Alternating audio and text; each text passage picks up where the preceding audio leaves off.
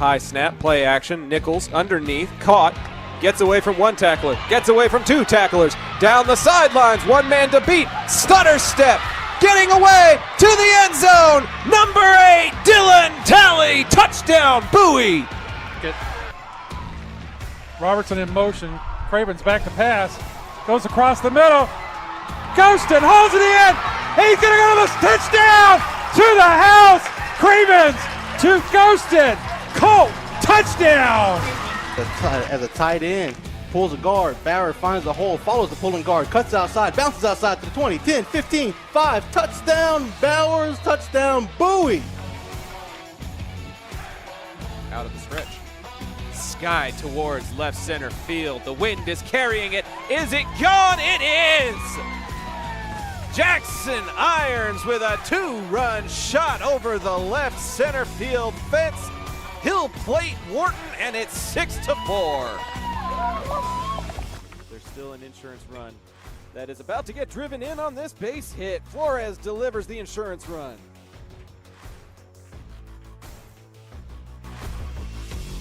Burkle out of position. They've got to pass, and they've got to go! Patomeco with the pass. Miralrio has a bit of a look. Shot on goal, and he gets it in! Two tight end set here as we go to the left-hand side with B.J. Rogers. Rogers is into the second level. B.J. Rogers to midfield. One man trying to catch up to him, but he will not. Number 6 in for 6. That will do it. This broadcast is under intellectual property and may not be repurposed or reproduced without express written consent. Enjoy this presentation from Zach Carnell Productions. Energetic Media Solutions. As the umpires meet with the coaches at home plate, we are going to meet with you tonight.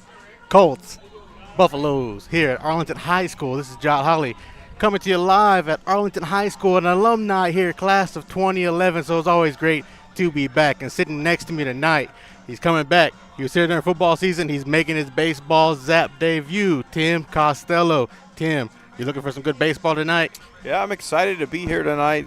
John, coming off the perfect game on Monday night, getting an opportunity to get out here for the first home district game of the season for Arlington High School. An honor to be here, an honor to be back on the Zap Network. And just, you know, this is a baseball night, right? The grill's going. We've got nice temperatures. The wind's blowing a little bit. It's March. This is why we're here. This is baseball season. Many people have their favorite season. Some are spring people, some are summer people. I'm a baseball season guy. That's my favorite season. And my favorite season of all seasons is any season that I can let you know that our pregame show here on Zach Carnell Productions, presented to you by John Wade Roofing. Our pregame show is brought to you by Chapman Cornelius. Fans, the pregame show, again, Chapman Cornelius Insurances Inc., a family-owned business with a team of professionals who have served the Arlington area for over 50 years. Don't let insurance be a headache. Chapman Cornelius can help you create a custom insurance plan tailored to your small business needs and budget. Call April Chapman or Jason Ott today at 817-265-3346 or go to www.chapman-cornelius.com. They might need some insurance for some of these windows on the backside of B&C Hall here down the right field line of Arlington High School. It's pretty close out there. I mean, it's not close. It's 350 to left center. It's 425 to the straightaway center. It's about 315, 320 down the right field line. But, hey, I've seen some kids do it. Yeah, it's definitely a possibility, especially on the foul balls, right? You and I were talking about that just a moment ago of, hey, where'd you park your car? Because there's a reason all those spots are open here at the front. So maybe a couple people who come late and think they found a good parking spot might need to get in touch with Chapman Cornelius Insurance. And while they get ahead and get in touch with Chapman Cornelius, we're going to go ahead and let you know about our Zach On Productions overall sponsor, John Wade Roofing. You're going to see a lot of John Wade Roofing tonight. You'll see the logos in the corner. You'll see the commercials. John Wade Roofing, Arlington's #1 roofer since 1982. They bring you Zach On Productions, and we're going to bring you Arlington High Baseball. We're going to step aside real quick while they introduce the starting lineups. This is Zap Radio. This is Zap Baseball. John Wade Roofing is celebrating 40 years serving the Arlington area. John Sr. played for Colt football and was the team MVP in '76. He went on to play for TCU, earning all conference honors. The family has a Colt legacy that spans generations and wants to help your family's roofing needs, plus gutters, painting, solar, and more. For more information, go to John. If you're a small business owner looking for reliable insurance coverage, or perhaps just navigating the complexities of Medicare, look no further. Chapman Cornelius Insurance Services is a family-owned, independent agency with over 50 years of experience, specializing in tailored insurance solutions for small businesses and their owners. Whether you need property, liability, commercial auto, or even life and health insurance, their agents can help you feel secure in selecting the insurance you need. Call April Chapman or Jason Ott today at 817-265-3346. And we're back here at Arlington High School here in Central Arlington, right around the corner from UTA, which is where I go to school at, where Zach went to school at, where Pops went to school at. Tim Costello, he knows a little bit about UTA, but he's going to tell you about these Arlington High School lineups, this Arlington High lineup as they take on the Haltom Buffaloes. Haltom's going to be batting first as the away team. Tim, go ahead and take us away with the Buffalo lineup. Yeah, let's go through that Haltom Buffaloes lineup. Leading off and pitching, it's Tyler Mitchlitz. Batting second and playing center field, Damian Bates.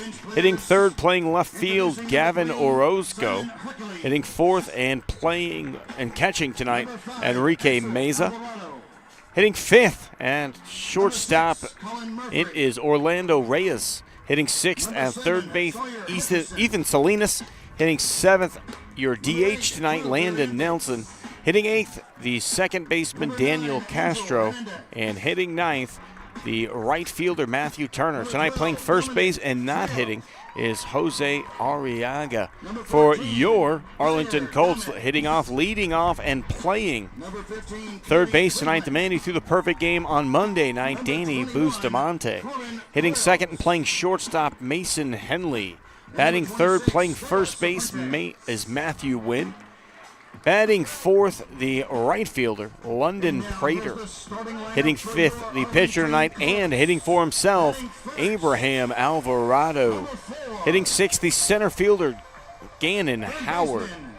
Hitting seventh, the second baseman, Hayden White. Hitting eighth, and behind the plate, doing your catching duty tonight is Jeremiah Taylor.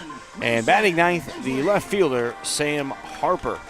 Again, the pitcher tonight, Abraham Alvarado, taking on Tyler Mitchlich for the Buffaloes. And I'm going to tell you a little bit about the man behind the plate, Jeremiah Taylor. He's the back-to-back district defensive player of the year for Arlington High. So he's a good man to have behind the plate. This is my first chance to be able to see a little bit of Abraham Alvarado. I've heard about him. I know he's a good kid. I know they're going to come out and look for a big win. The Haltom Buffaloes are 10-5. After dropping the game to Danny Bustamante on Tuesday, a game that Pops was here to call a perfect game, while Zach and I were over at Bowie watching a no-hitter, one-run, 11-1 Bowie over Grand Prairie. Make sure you tune in. Zach and his dad Pops Friday Night Baseball over at Grand Prairie High School as the Volunteers are taking on the Grand Prairie Gophers in the second game of this 1-2. As they get ready to do the national anthem, we're going to step aside real quick. We'll be right back with some Arlington High baseball here on Zach on Productions, presented to you by John Wade Roofing. If you're a small business owner looking for reliable insurance coverage, or perhaps just navigating the complexities of Medicare, look no further.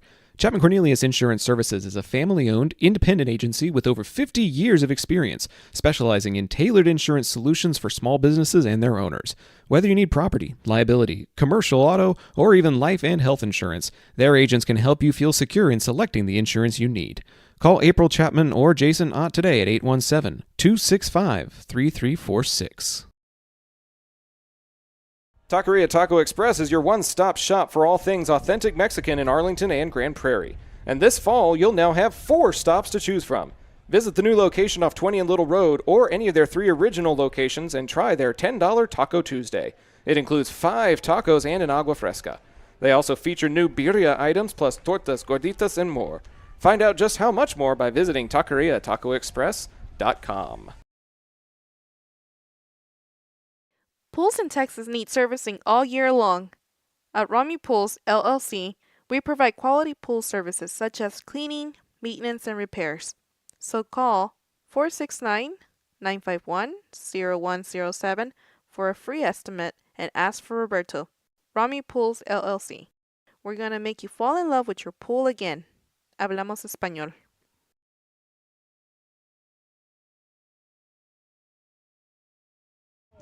Thank you.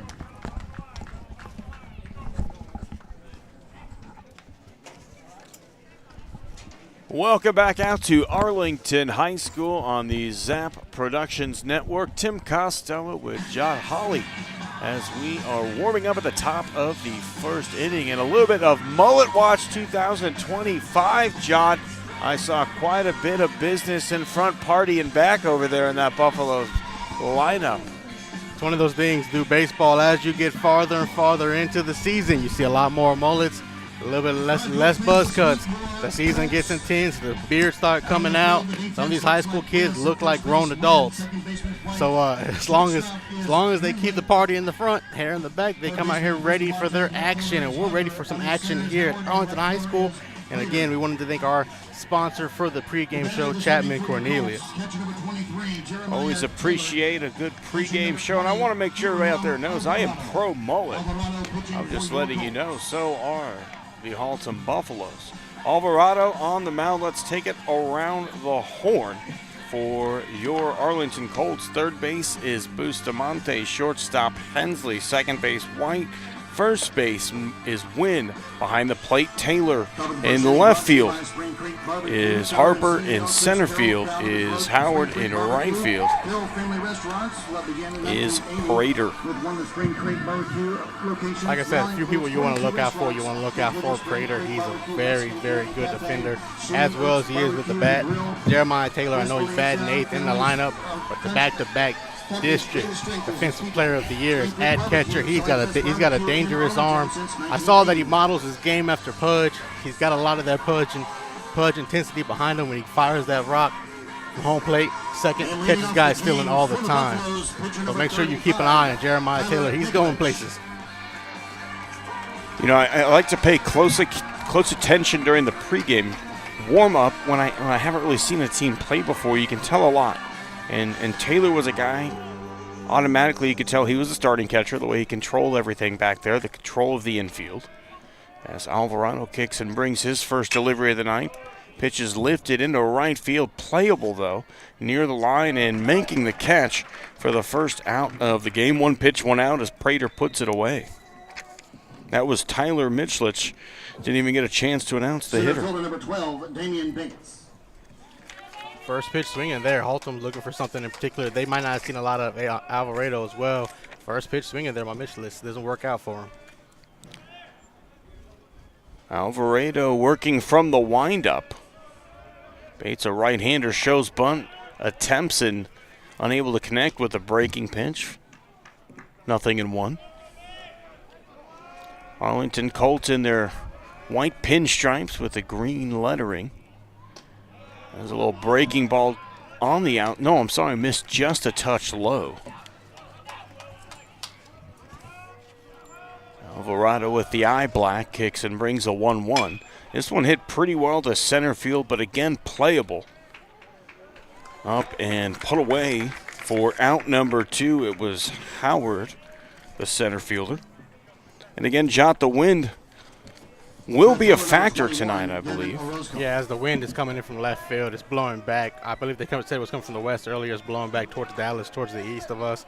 So we see all this big cloud of dust on the other side of the lights. So it might play a little bit of factor keeping the ball in the park. First offering to Orozco, a fastball at the knees for strike one. Good pitch. Haltom's been swinging a hot bat. Big fly balls here. Good job to settle down and get that first strike. The 0-1 bounced into the dirt short of the plate. 1-1 the count. And Arlington's got one of the shorter backstops in the district, as you'll see as we go out throughout the season. So a lot of plays back at the backstop. When there's runners on, they can't advance. 1-1 misses high and away. 2-1 the count to the left fielder, Orozco. All black uniforms with orange accent for Haltom. 2-1 pitch. Hit in the air right field towards the line, and that one is out of play. 2 balls and 2 strikes. A little bit of a blind spot down that right field line for your broadcast team tonight. Yeah, we see everything down the left field line perfectly. 3-12 going left. We're kind of at an angle behind Jeremiah Taylor, the catcher. Wind shifting a little bit. 2-2 delivery. Nobody on, 2 outs, top of the first inning. Here's the offering. Just got a piece of that one, did Orozco, to stay alive. Kind of an eerie night with the amount of dust being kicked up in the air. Yeah, I'm sitting in a nice little pile of dust I picked up in my chair on the way here. Here's a 2-2. Breaking ball. Jelly legs him.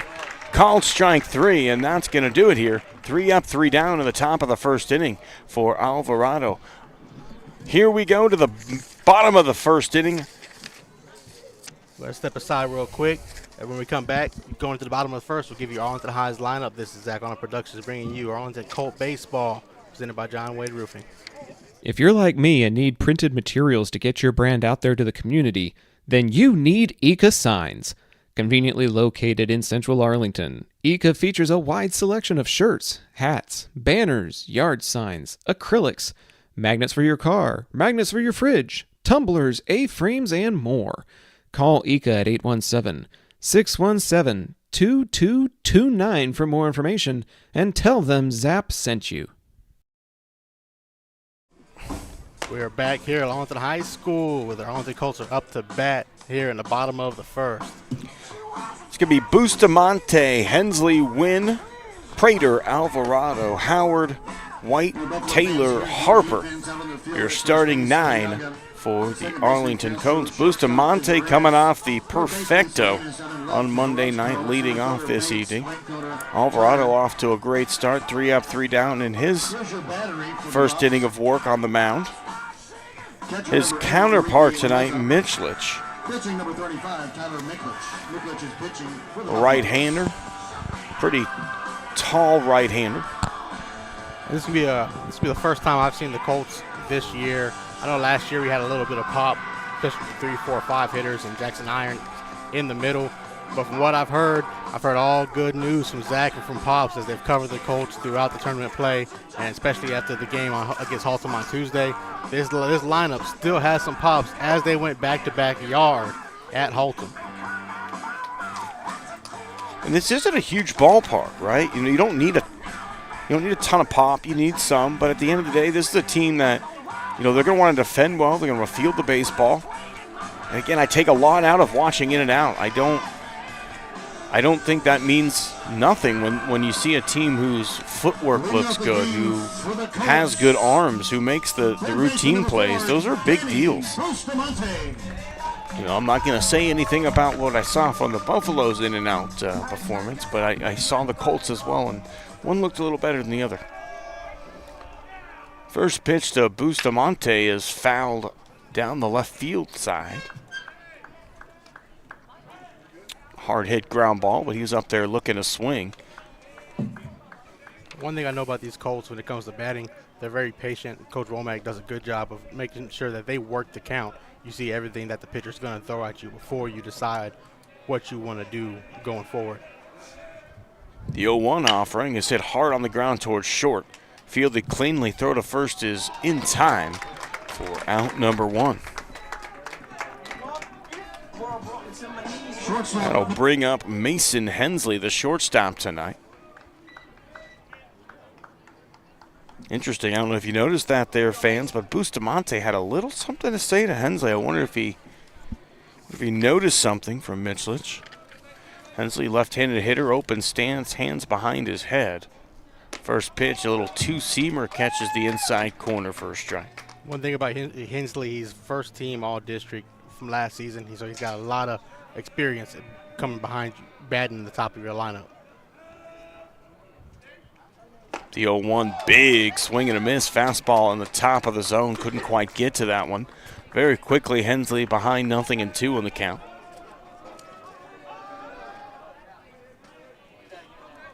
Mitchell kicks in, delivers. That one missed outside and high. That had some heat on it. The catcher had a hard time while looking that ball all the way in.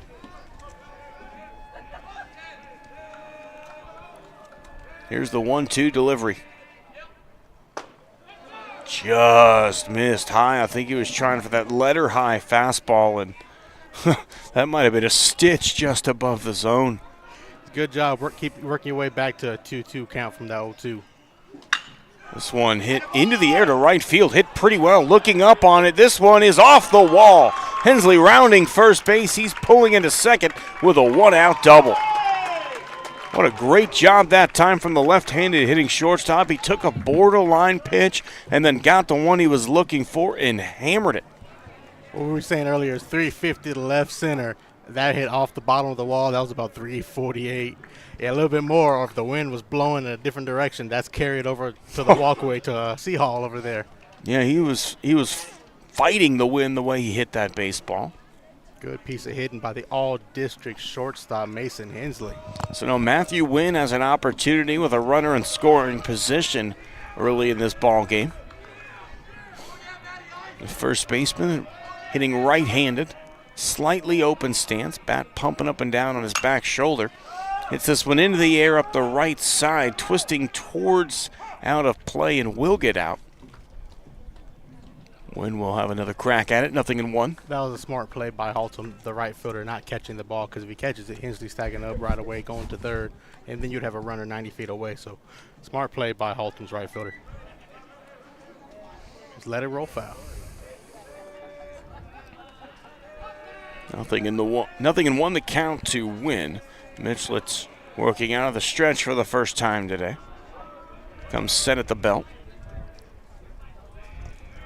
Taking a long look at second base and brings his offering. Fastball on the outside corner, gets the call, 0-2. They have a little shift on. It's weird with a right-handed batter to have a shift pulling left, but maybe they see something that we don't. But there's a gap between third and short. Anything in that gap, Hensley's moving. Mitchell, a hard thrower, obviously thinking maybe he a little late, and this one instead popped up towards the left side. Shortstop takes charge, calls off the third baseman, and puts it away for out number 2. The Dusty Skies. He was looking for it for a while. I thought he misjudged it. But that Dusty Skies plus the lights coming on made that a harder play than it should have at third base. Orlando Reyes taking charge of the situation over there. Your shortstop tonight for the Buffaloes. So after the pop-up to what ends up being short, it's Landon Prater, your right fielder. Prater slightly closed stance from the right side. Takes a look at a fastball that misses outside, ball 1.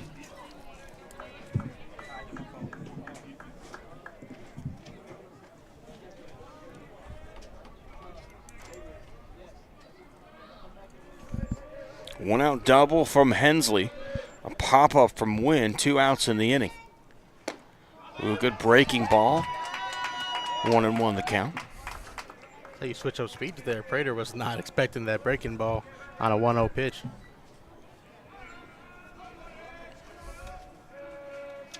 Well, they shade more to pull here for Prater than they did with Wynn. Big hole on the right side. Here's the 1-1. This one hit into the air towards right field. Wynn's going to have this one hang up and put away for out number 3. Matthew Turner putting that one away. Before we go to the top of the second, I want to remind everyone out there that Page's Pretty Roots is a Texas-based small business where you can discover handcrafted treasures designed to nurture your body and soul. From custom t-shirts that showcase your unique style to nourishing sugar scrubs and moisturizer made with love. Whether you're looking for a fun fashion statement or an all-natural self-care, you'll find something special. Shop now and experience the magic of handmade by searching for Page's Pretty Roots on Etsy.com. You're listening to Arlington Colts baseball on the Zap Network.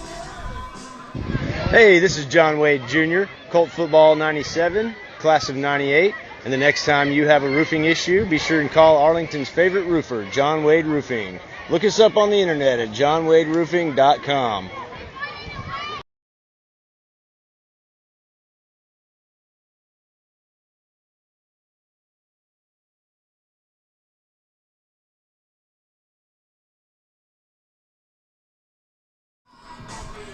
Top of the second inning, Alvarado is warming after making quick work of the Buffaloes in the first inning. He will face Meza, Reyes, and Salinas. An avid shoe enthusiast carrying on the tradition of extraordinary customer service and extensive knowledge of Alvarado looked absolutely fantastic in the first inning. More since 1978. It's funner. The fans, a quick zap score update over on the other side. I guess not really town, but down I-30 going to Grand Prairie. The Bowie Volunteers have a 3-0 lead, top of the first with runners on the quarters, 1 out over the Grand Prairie Gophers. So Bowie's already off to a hot start there. Here, by the top of the second, Arlington, Haltom City. Let's see if we can get some runs the same way they are over there across town. Bustamante, a guy who likes to work fast. You can tell his favorite movie is Cars. Life in the fast lane. First pitch grounded right side. Very well handled by Bustamante. The throw is low and gets away from Wynn. Heading to second base is Mesa.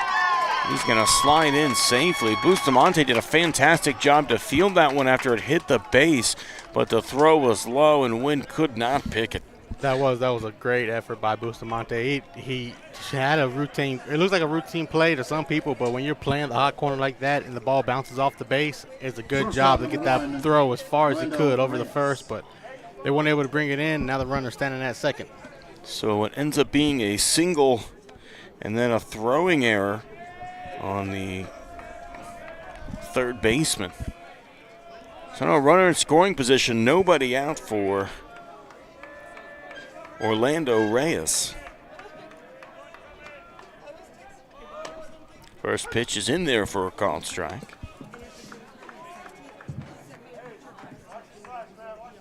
Reyes, the shortstop tonight, showing some control on the infield in the bottom half of the inning, taking charge on a pop fly on a gusty night. Pickoff attempt to second base, nearly into center field. Well handled that time by the shortstop Hensley. So Alvarado working out of the stretch for the first time tonight.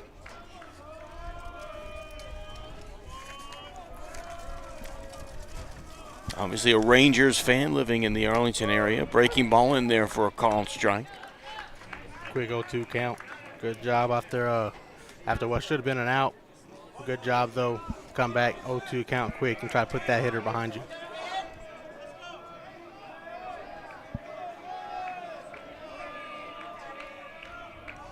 Here's the 0-2 delivery. Check swing. Did he go around? He did not. Breaking ball in the dirt.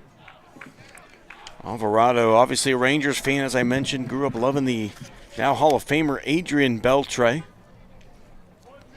When he's not pitching, he's playing third base, so that makes a little bit of sense. Colts have a couple pitchers that both play third base between Bustamante and Alvarado. Just shuffle them back and forth depending on who's starting. Here's the 1-2. Hit hard on the ground to first base and through the wickets of Wynn. They're going to wave the runner home. The throw is cut off, and it's a 1-0 lead for the Buffalo. RBI single. Yeah, that was a tricky play by Matthew Wynn. He didn't get down low enough on a ground ball like that. Got to drop the glove on the ground. If it bounces into you, it's one thing, but you're still in position to get the out. Can't let it just roll through the 5 gap there. That ball was hard hit right at Wynn. So now nobody out. Runner on first base showing bunt. Popped up, and Taylor, quick to react like a cat, puts that one away. Salinas trying to sacrifice the runner over, unable to do so. There goes that bad man back there behind the plate. Jeremiah Taylor, quick reaction right there to see that ball pop up. Just go ahead and follow it, bring it on in. That is not an easy play. That ball did not have a lot of air under it, and he was able to react very quickly. That's going to bring up Nelson, the designated hitter tonight, left-hander. Takes a look at a fastball just below the knees from Alvarado. One ball and no strikes.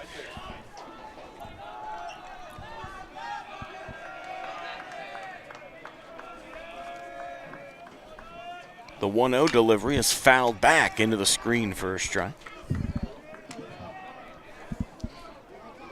Nelson, the designated hitter, the first baseman for the Buffaloes, is not hitting tonight as Mitchlich hits for himself. Here's the 1-1. Just low. That one looked pretty good to me, but did not get the call. Yeah, from our angle, we're right behind home plate. I mean, we kind of caddy cornered, but it looked like a good pitch from us. It's our angle. 1 on, 1 out, top of the second inning. 2-1 breaks in there for a strike, 2-2. Deuce is wild, 2 balls, 2 strikes. See if we can try to keep that runner sitting out first. Double play would be nice here.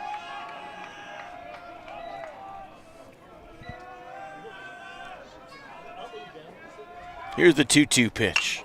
This one hit off the hands down the third base side, foul. Alvarado got in on the designated hitter Nelson. You see him shaking his hands off after that one. That had to be painful. Yeah, you don't ever want that ball to run in on you like that, especially with some heat behind it. Metal bat, wood bat, it doesn't matter. It's gonna hurt. Another 2-2 pitch just outside. That'll run it full. Taylor calming down his pitcher.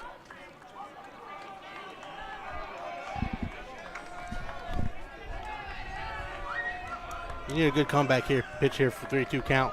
The ground ball works, double play. Breaking ball came out of the hand weird, and that's going to be ball 4. Can't do that. That is one thing you cannot do. When you had a runner at first and 1 out, anything low could have got hit into the dirt. Anything high, you don't want to walk them, man. Now you have 2 on. Taylor and Alvarado going to have a quick conversation, get back on the same page. Again, this started with an infield single and what became a throwing error, moved him to second base. Then a single from Reyes brought the run in.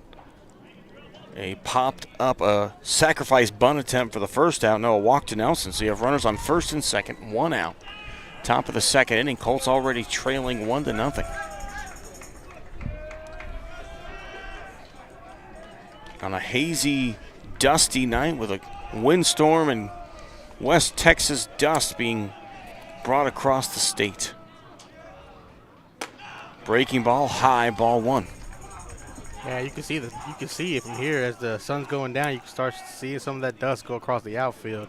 Poor center fielder out there is going to be kind of brown when he comes back. His jersey's going to be dirty just standing out there waiting for a ball. Alvarado looks at second and brings the 1-0 fastball in the outside corner for a strike. Breaking ball just doesn't seem to have as much snap this inning for Alvarado as it did in that first. Just not quite getting the grip here, maybe.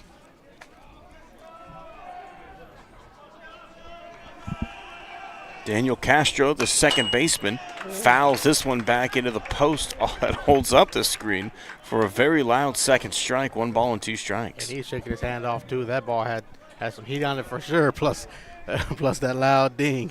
That netting saved somebody. You know, I've always been a fan of expanding the netting in baseball. Being on air, I had seen some gruesome foul ball injuries. Time is called. I'm not sure what's going on here. I think you're telling the dugout they need to not do that while we're trying to have a pitch delivered. Yeah, that's one of those things you don't want out there. That dugout, that's just yelling. Manager of the Buffaloes, Chris Howard, needs a little bit of an explanation so he can tell his team exactly what to stop doing. Sometimes you can't just say, hey, cut that out if you don't know what you need to tell them to cut out. There's a few games last year I got to cover the Colts, and there was a moment where Coach Womack did, hey, he turned over and said, you guys cut that out right now or I'm taking everybody off the field.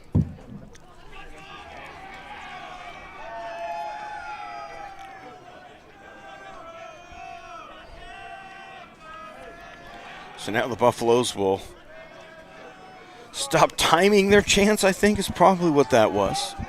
1-2 the count to Daniel Castro, the second baseman. Breaking ball misses high, 2-2. Again, it's just not coming out of the hand right, not snapping the way it was in that first inning. Yeah, he needs to. Taylor's tried to go out there and calm him down a few times. You just got to get that one out. All you need is a ground ball anywhere that you can get turn into a double play. You're out the inning. You just got to settle down, look for a good ground ball. Alvarado steps off, re-engages, and will bring a 2-2 delivery. In on his hands, fouled back into the screen. That was a good pitch. Looked like a two-seamer that just ran back on the right-handed hitting Castro. If they were swinging wood, that would have been a broken bat. Yeah. Runners on first and second, one out in the top of the second inning. Breaking ball again, misses high. I think Alvarado's going to have to lean on that fastball if he wants to get out of this inning. Yeah, you got to come back, bring as much heat as you can here on a 2-2 and make them swing. Like I said, anything in the dirt, ground it back. Pitch is popped up, foul into the screen. That one was hit hard. That was heading back towards us. Yeah. More towards somebody's car. Again, Cornelius Chapman, good opportunity to sign some new customers out here tonight. Yeah, hey, Chapman Cornelius, if you want a chance to come out here and get some more business, you guys got a lot of business, do a great job in the city of Arlington, but you have a few chances with a couple cars getting dented. Payoff pitch misses high and outside. That's going to load the bases. Still just one out in the inning. Like you said, this inning all started off with a throwing error from Bustamante at third, and it's kind of just tailspin since then. Time is called. We're going to have a quick meeting of the minds at the mound. Whole infield's going to come in for this conversation. This is this big moment in this ball game, right? If you're a Buffaloes player, you got, blanked, not only blanked, but, perfect game the last time you faced this team. You got run ruled. Now you have an opportunity to bust this game open. So if you're a Colt, you got to find a way to stop the bleeding. Hey, if you can get out of this inning right here, it's only a one-run game. Hopefully that big gust you heard was the winds of change to get it out of this inning. It's going to be tough to get the ball out of the ballpark tonight. You're going to have to play small ball. You're going to have to field the ball well, play sound defense. And here we are already in the top of the second inning. It's the defense that has hurt this Colts team. Yeah, it's put them in a very tough position after having a good first inning with the double from Hensley. Your bats have just been sitting around. Alvarado's having a tough go. First pitch in there for a called strike, a fastball from Alvarado. And Alvarado's fastball has not been the problem. He's located the fastball well for the most part. When he's looked to go to that breaking ball, it's just not coming out of his hand right. Here's the 0-1. That one looked much better. 0-2. We're going to see if the Buffaloes have a green light here to swing. If they don't swing, he might just take the strikeout and live to see another day, because a ground ball like that with the infield playing shallow, you could end up with a double play somewhere. 0-2. Swing and a miss. There's the breaking ball we saw in the first inning. I think he just didn't have his release point right. He found it again. So now bases are loaded, 2 outs. Taylor Michlich faces his counterpart in a pretty big at bat here early in this ball game. Michlich swung at the first pitch his first time up, flew out to right field. That was Alvarado's only his second strikeout of this game. Got one in the first. Good job getting down to that hole with the strikeout there. First pitch, a breaking ball, fouled down the third base side. 0-1. Again, Michlich is up there looking to attack. He has swung first pitch both times. This time he fouled it off. Alvarado kicks and delivers a 0-1. Here's a breaking ball line to second base, but that one is put away by Hayden White. So the Colts find a way to limit the bleeding and allow just one run in the top of the second inning. Bottom of the second we go here on the Zap Network. You're listening to Arlington Colts Baseball, brought to you by John Wade Roofing. We'll be right back after this. Hey Arlington residents, if you're like me and tired of rising insurance rates, then it's time to make the switch to Chapman Cornelius Insurance Services. Since 1984, they've been your trusted local insurance experts, offering competitive quotes for all your needs. Auto, homeowners, umbrella, renters, boats, and even classic cars. Why settle for less when you can get the best? Compare coverages today and see how much you can save by visiting chapman-cornelius.com. Chapman Cornelius, your local insurance partner since 1984.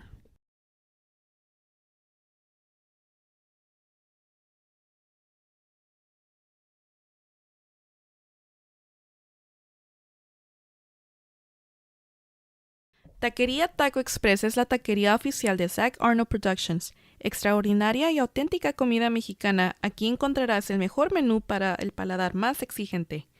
Puedes visitarlos en una de sus 3 sucursales ubicadas en Arlington y en Green Prairie. No te pierdas de su grandioso especial todos los martes, Taco Tuesday, de 5 tacos y un agua fresca por solo $10. Para encontrarnos o hacer un pedido, visítalos a su página web taqueriatacoexpress.com.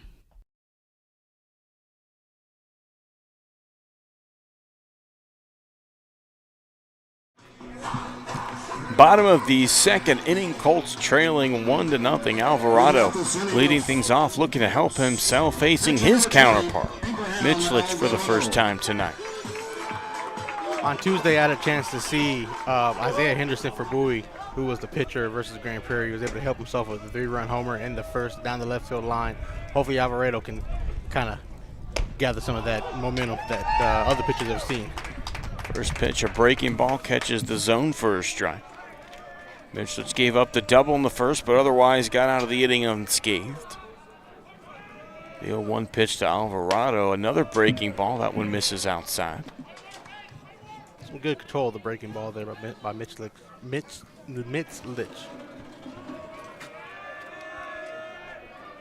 It's the sign he likes, kicks and brings a 1-1.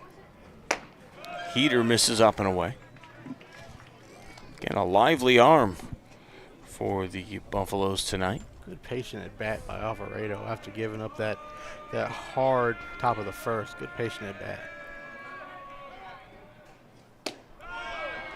Fastball misses low, trying to get the call. Does not get it. So now 3-1, a big opportunity for Alvarado after, again, as you're saying, struggling in that top half of the inning. Here's the 3-1. This one hit into the air, right side. Is the wind going to keep it in? I don't believe so. No, yeah, that one landed foul. Could not see that one, but the wind was swirling up there. If you look down the right field line here at Arlington High School, with the walkway, next to the walkway is the visitors' bullpen, but it's not as deep as some of the bullpens you'll see. So you have a little bit of bullpen space, and everything else after that is all walkway and building. So it's tight squeeze back down the right field line. Oh, a payoff pitch coming to Alvarado. Foul tip, just got a piece of that one. Will fight another day.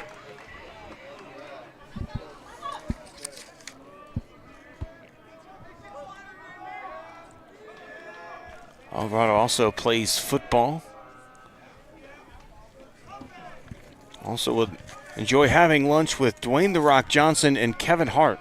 Thinks it would be a fun time. That sounds like a fun time. 3-2 pitch hit up the middle. This is going to be a tough play for Reyes. He fields, throws on the move in time for out number 1. Nice play from the shortstop for the Haltom Buffaloes. That was a good piece of contact by Alvarado. You protect yourself on a 3-2 count. He doesn't have quite the speed as some other hitters like Hensley does to get down the first base line, but there was a closer play than the shortstop was expecting for Haltom. So now it's going to be Gannon Howard, center fielder for the Colts.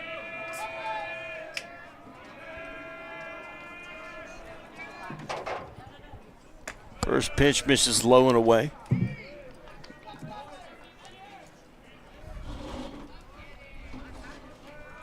Nobody on, 1 out, bottom of the second inning.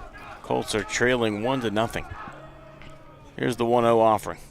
This one a breaking ball, fouled back into the screen. You gotta think that short backstop almost becomes an advantage for this Colts team, as you can catch teams trying to score on a pass ball, limit the base running mistakes. Here's a 1-1. Misses high. 2-1 the count.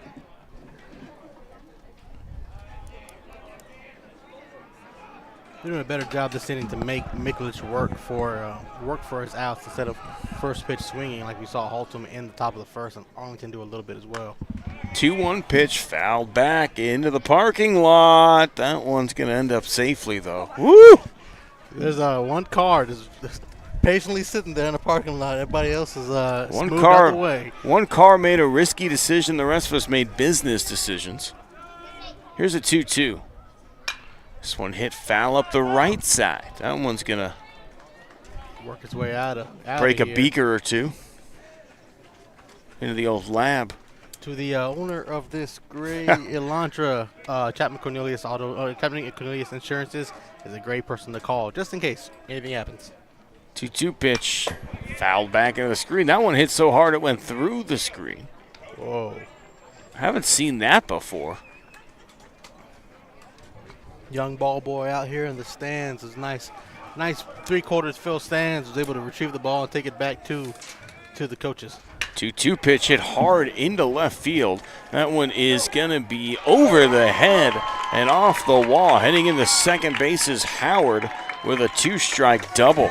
He put some good wood on that one and got it over the head of Damian Bates. For the second inning in a row, the Colts have a 1-out double. That's the second double in the last 2 innings that have bounced off of the wall as well. The ball was able to make it over the left fielder's head, bounce right in front of the left field wall. Maybe that dust storm coming from West Texas, it's just keeping these balls from going out because that's the second one that had enough power to clear it. That ball was hit hard. You know, you mentioned the young ball boy finding that one and bringing it back in. When I was a kid, you brought it back, you got a piece of gum. piece of candy. Showing bunt and into the screen for strike one.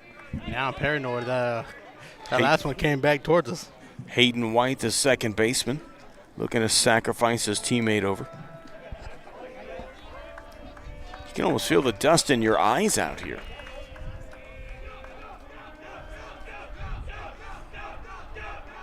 Again, showing bunt and pops it up again.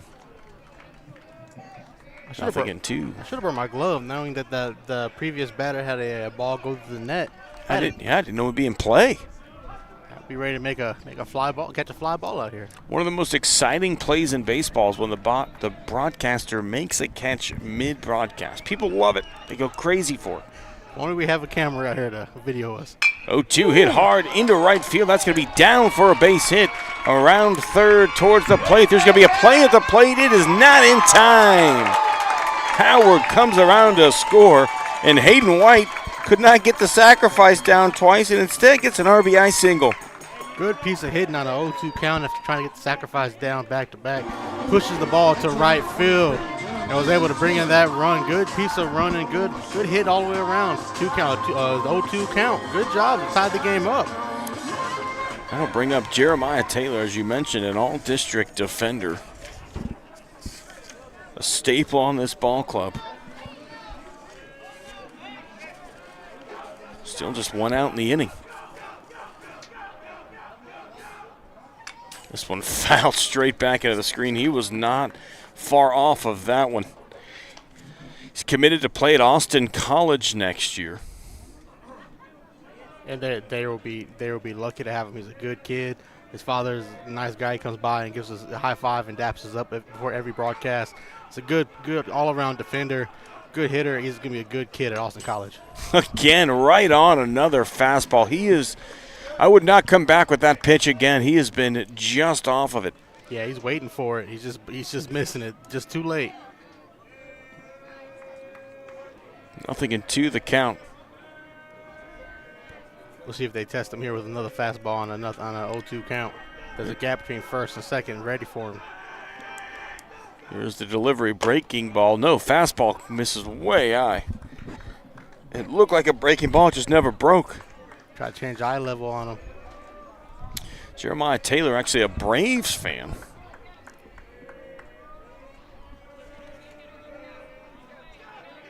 But yet he likes Pudge. Here's the 1-2, misses high again with that fastball. If you could have lunch with any celebrity, it would be Lauren London. That's how you know you're getting old. I don't know who that celebrity is. Do you? I've heard the name, but I couldn't make her out of a line at all. If you told me Lauren London, I wouldn't know it. 2-2 called. Strike 3. I don't know about that one. That looked about 6-7 inches off the plate, but Minchlitz will get the call. Taylor didn't like that call either. You can see by his reaction. He thought that was ball 3. Left fielder number 17. I got to be honest with you, I didn't think it was a great call either. But, hey, I'm not wearing the blue tonight. I'll bring up Sam Harper with a runner on first base and 2 outs. The left fielder with an opportunity to do some 2-out damage. Fastball misses away. Sam Harper, when I went to high school here 15 years ago, they wouldn't let you have the chin beards, the little goatees. Sam Harper's got a lot of hair on his chin. I respect it. Times are changing. Hey, if the New York Yankees can allow it, why can't Arlington High School? Another fastball, another miss high. 2-0 the count. I had to commend the Yankees on finally getting rid of what had to be the dumbest rule in baseball, which was the no facial hair policy, except for mustaches. They finally allow well-groomed beards. If only we can go back in time and give Babe Ruth a beard. There's a 2-0 count. Pitch is low in the dirt. The throw to second base is not in time. Stolen base for Hayden White. It's a good piece of aggressive base running there by Coach Romack to send your runner. You got a 3-0 count now. Have a chance to put 2 outs here in the bottom of the second. Coach Romack's not known to being safe. He's always very aggressive every time I've seen the Colts play. So Harper with a runner in scoring position, 3-0 the count. Mitchell brings his offering. That is in there for a strike. Hesitation there by the umpire. Yeah. Interesting little. We have the camera right over him, so we can kind of judge his calls a little bit. Here's a 3-1 offering. This one hit hard into the air in left field, looking up and able to reel it in for out number 3. Any other night where there's not a windstorm, that one might have left the yard. Unfortunately, it's tonight, and it's out number 3. On to the top of the 3rd inning we go. You're listening to Arlington Colts Baseball, brought to you by John Wade Roofing on the Zap Network. We'll be right back after this. Pools in Texas need servicing all year long. At Rami Pools, LLC, we provide quality pool services such as cleaning, maintenance, and repairs. So call 469-951-0107 for a free estimate and ask for Roberto. Rami Pools, LLC. We're going to make you fall in love with your pool again. Hablamos español.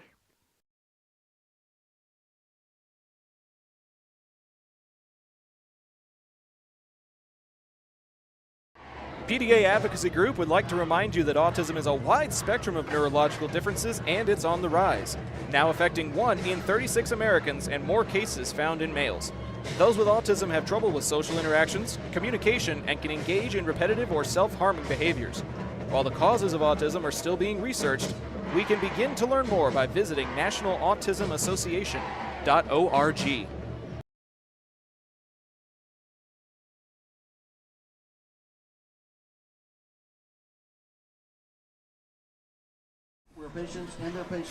Top of the 3rd we go. Arlington High was able to get the game tying run there in the bottom of the 2nd off of a single that was started off by a double by Howard. White came in with a single, drove him in, left the runner on. And now we go to the top of the 3rd, tied 1-1. Alvarado, after having a struggle of a top of a 2nd, is able to is going to come out here for the top of the 3rd. I'm confused because Tim's giving me weird looks as I transition. Not at all. Alvarado, again, should seem a little rejuvenated here. First pitch was a strike. The 0-1 pitch, that one's low and away, ball 1. Breaking ball has some more snap to it after that mound meeting that he had. He's going to take on Bates, Orozco, and Mesa. The 1-1 pitch swung on. That ball is down the 3rd base line. Bustamante has let the ball bounce foul. Heads up play there by Bustamante. He looked like he was going to make a attempt at it, then saw where it was and immediately sucked that glove back up, not to nick it while it was in fair territory, hoping it would go foul. Bates in his first at bat flew out to center. That was in the top of the 1st to start the game. 1-2 count to Alvarado. 1-2 count from Alvarado to Bates. Swung on, fouled back into him. Ball bounced off of his chest and bounced foul. Do it again, 1-2. Paid a painful price for staying alive there as he fouled it off his front foot. As Alvarado pulls up his sleeves, he's going to come back with some fire here. 1-2 pitch. There's the fire. That ball's bounced, hit right back over Alvarado's head for a single. Going to land in front of the center fielder. He's going to have one on here to start the top of the third. Good piece of hitting from Bates. He, as you said, maybe Alvarado tipped his pitch a little bit after pulling on his sleeve. It looked like Bates was sitting fastball there, and he sent it right back where it came from, right up the middle.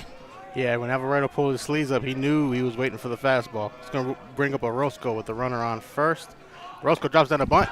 Ball bounces off of Turner's knee. Bounce off Turner's knee, bounce into the net. Turner turns around and fills it. Bates is able to get to second. There was so much happening there. All that for a ball one.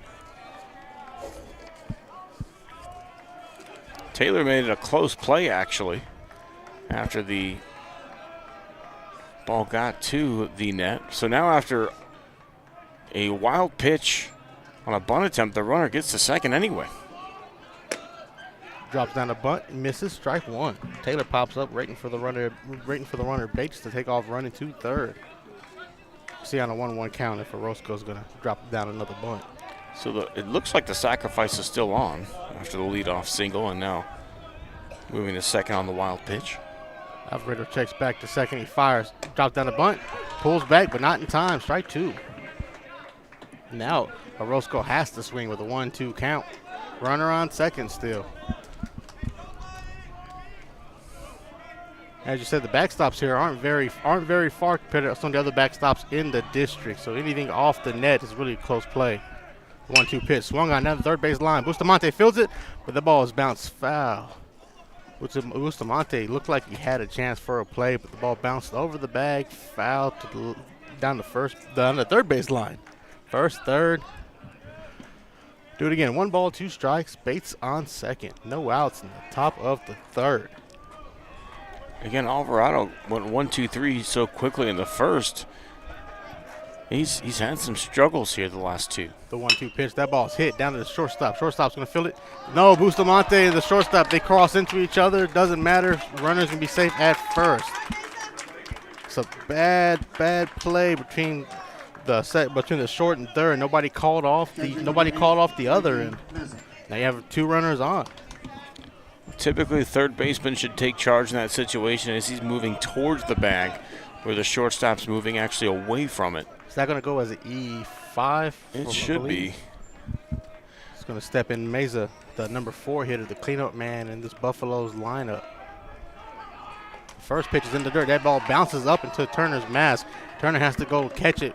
He fields it halfway between first and home. Now runners advance. 2 runners in scoring position. Still no outs on top of the third. Second wild pitch of the game of the inning for Alvarado. Again, he's really seemed to struggle with that breaking pitch. He's had it at times. He's not had it at other times. Tipping the fastball possibly with that sleeve. Yeah, the Buffaloes are sitting on it. They know when the sleeves come up, he's firing back. 1-0 pitch, sleeves come up. Fired back. Not able to reach it, strike one. He hauled back on that one. 1-1 count to Mesa. Mesa on his first at bat flew out.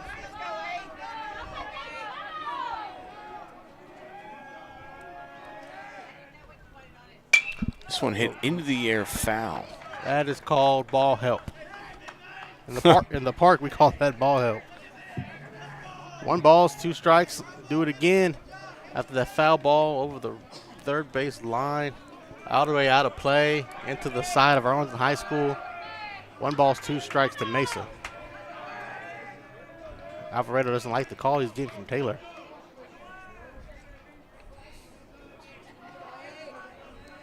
Two runners on, still no outs on the top of the third in a 1-1 game. The 1-2 pitch. Low, ball 2. That was a fastball, though. He didn't tip it by pulling the sleeves back.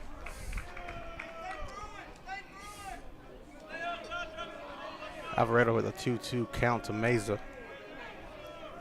Number 4 man in this dangerous Buffaloes lineup. The 2-2 pitch. Ball swung on. He's not going to connect. Strike 3.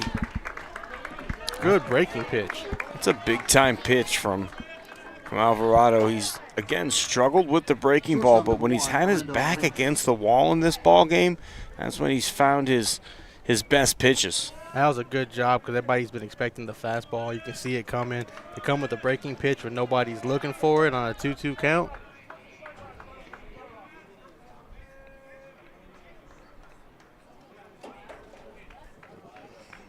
Looks like the umpires had a little communication. No, they're asking the shortstop to move the glasses to the back of the hat. There's some glare towards. I noticed it as well. It's not an unreasonable ask. Is it distracting the batter? It was distracting the broadcaster, but probably the batter too. Orlando Reyes now for the Buffaloes. The shortstop, slick fielding, made some nice plays already. He singled and drove in a run in the second inning.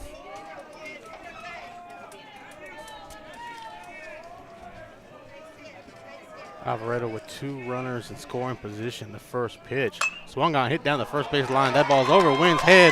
That's going to get into the right field. 1 runner comes in to score.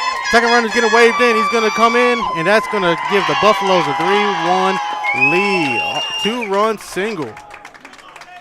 And for the second time, a single to right field for Reyes brings home a run. He didn't have to hit that one extremely hard, but it was well placed. And with 2 runners already in scoring position, the Buffaloes put a couple more on the board. It's going to be interesting to see how long Coach Womack sticks with Alvarado. He doesn't have his stuff tonight. Fastballs are getting there, but he's tipping his pitches. The breaking balls they're dying too far. They're getting hit. Again, another sacrifice bunt attempt, barely able to get out of the way is Salinas for ball 1. And it seems like right now, anytime the Buffaloes get a runner on base, they're just going to show bunt and think about moving him over. Reyes the man at first with Selena on plate. The foul tipped into the catcher's glove, strike 1. And Reyes has been responsible for all 3 of the Buffaloes' runs tonight. He had an RBI single in the second, then he had the 2-run single there in the third. The 1-1 pitch to Salinas. Breaking ball, finds the zone, 1-2. Alvarado just needs to settle down here, get the strikeout, and try to keep this inning moving. Give the Colts a chance to come back and swing a hot bat. 1-2 pitch from Alvarado. Ball's hit over the second baseman's head out into right field. Right fielder's going to field it. And that's going to be an outfield single. You have 2 runners on, runner on second, runner on first. 1 away here in the top of the third. All this dust is making it hard for me to speak today. Allergies. Excuse me, Gesundheit. Designated hitter number 19, Landon Nelson. Number 19, the DH, Landon Nelson. He's going to come up to bat with 2 runners on, a runner on second, runner on first, 1 away. The top of the third. Nelson walked in his first at bat. And Taylor's going to go out and check on Alvarado, try to come up with a game plan here. A ground ball is what you need. Can't have any more balls hit up high. And this is not, he's not getting hit hard necessarily, right? I feel like, Mitchell has been hit harder, but yet here we are with a 3-1 lead for the Buffaloes. It's been, a line drive just over the reach of a second baseman, a ball through the wickets, a throwing error, some well-placed contact for sure.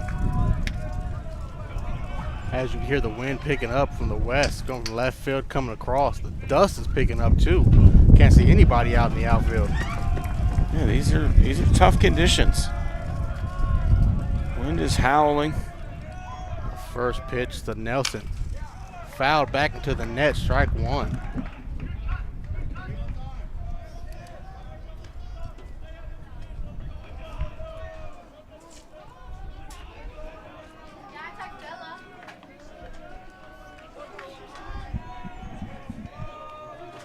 Nelson, the big left-handed hitter. Looking at an 0-1 count.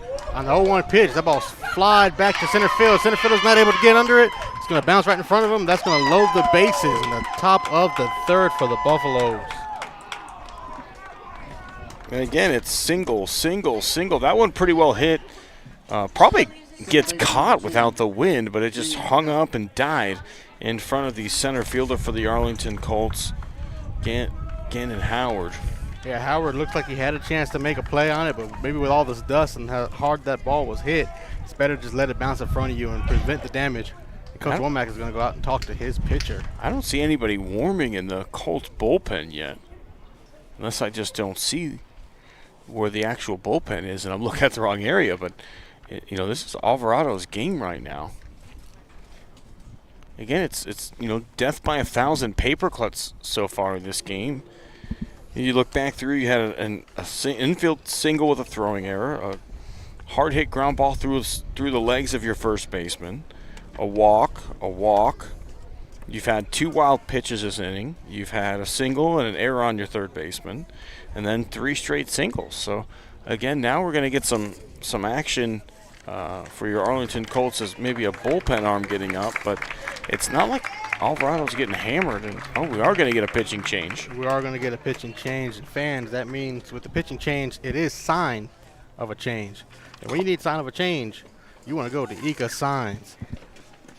The next time you need signs, banners, printed shirts, and other printed material, Ika Signs is your local printer to call. And the number is 817-617-2229. And tell them Zach Arnold Productions sent you. While we get ready to see who the new pitcher is, we're going to step aside real quick for this mid-inning change. This is Arlington Colt Baseball, presented to you by John Wade Roofing. Zach Arnold Productions will be right back.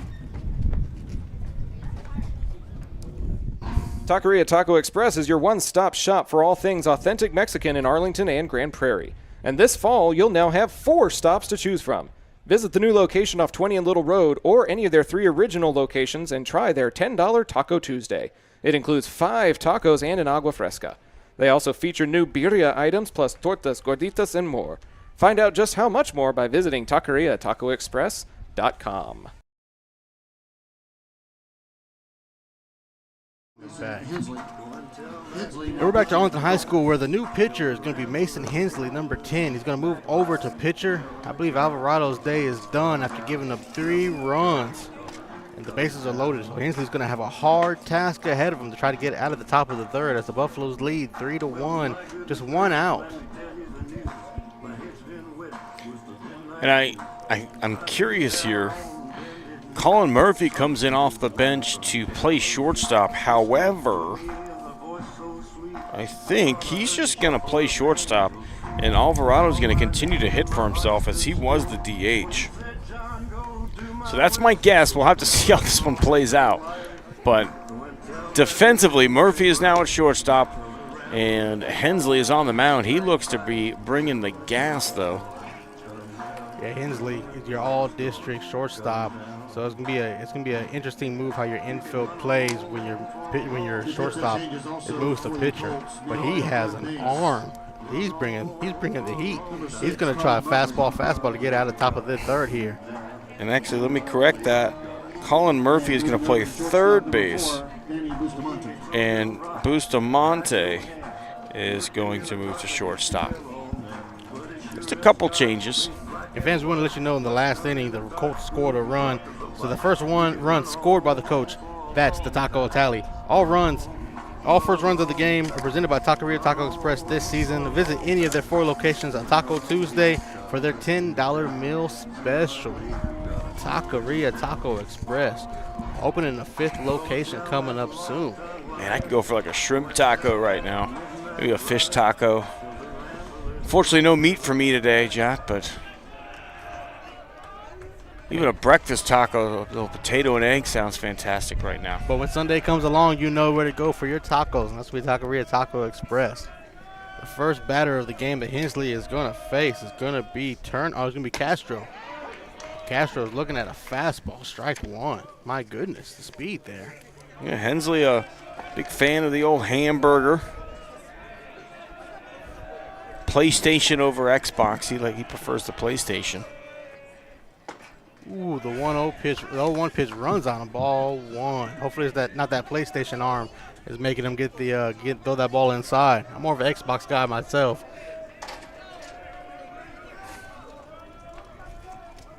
1-1 count, 1 away, bases are loaded. Castro is up at the plate. He walked his last at bat. The 1-1 pitch is low, fastball, ball 2.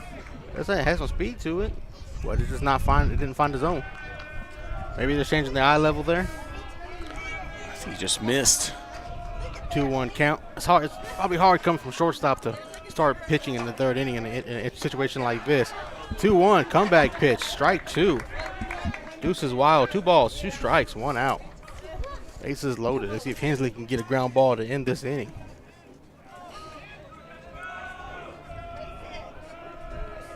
Hensley gets the sign from Taylor. Kicks, fires. Breaking ball. That ball is fouled on. Do it again. 2-2. And he was behind on that. I guess he was expecting fastball. He was behind on the breaking ball, but barely was able to tip away. 2 balls, 2 strikes. Let's do it again.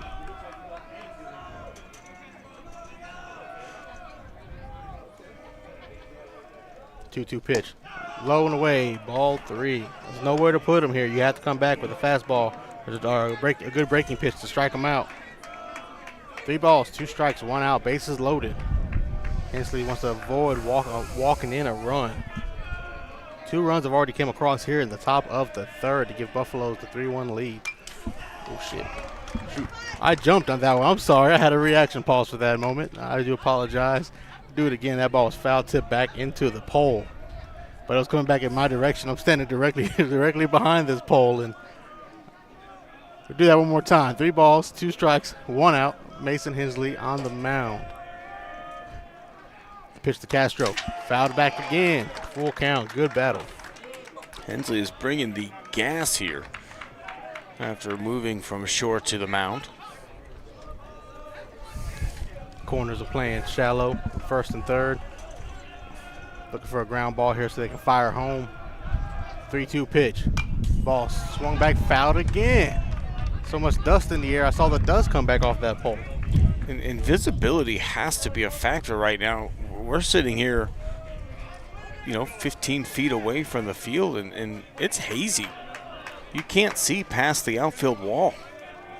Yeah, you can't see anything out there, and it's preventing some deep balls from getting hit. The 3-2 pitch inside.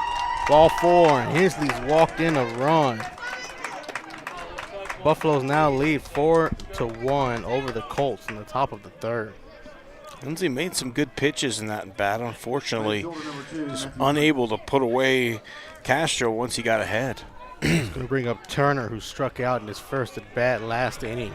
We're only in the top of the third, and the Buffaloes are about to bat to the top of their lineup for the 3rd time this game.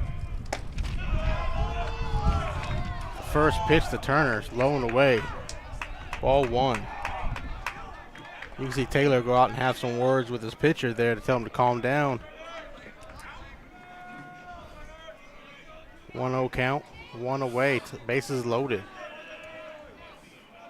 Salinas, Nelson, Castro, 3rd, 2nd, and 1st. The 1-0 pitch in the dirt, ball 2.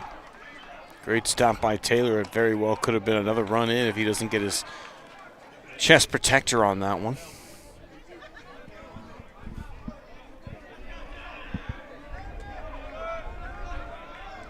Anything in the infield, base hit. Anything, no, not base hit. Anything in the infield could be a ground ball. 2-0 pitch. Looked at for strike 1. Infielders move in. They're going to all try and come home on this play. Initially, they had just the corners in with the middle infielders trying to get 2, but now down in the count, they bring everybody in the grass. 2-1 pitch swung on. Foul down the first base line. 2 balls, 2 strikes. Turner, the number 9 hitter in this Buffaloes lineup. Miklich, the pitcher, who's the number 1 hitter in the lineup, who led off first. He's on deck. And we're hoping we don't see him here with the bases loaded.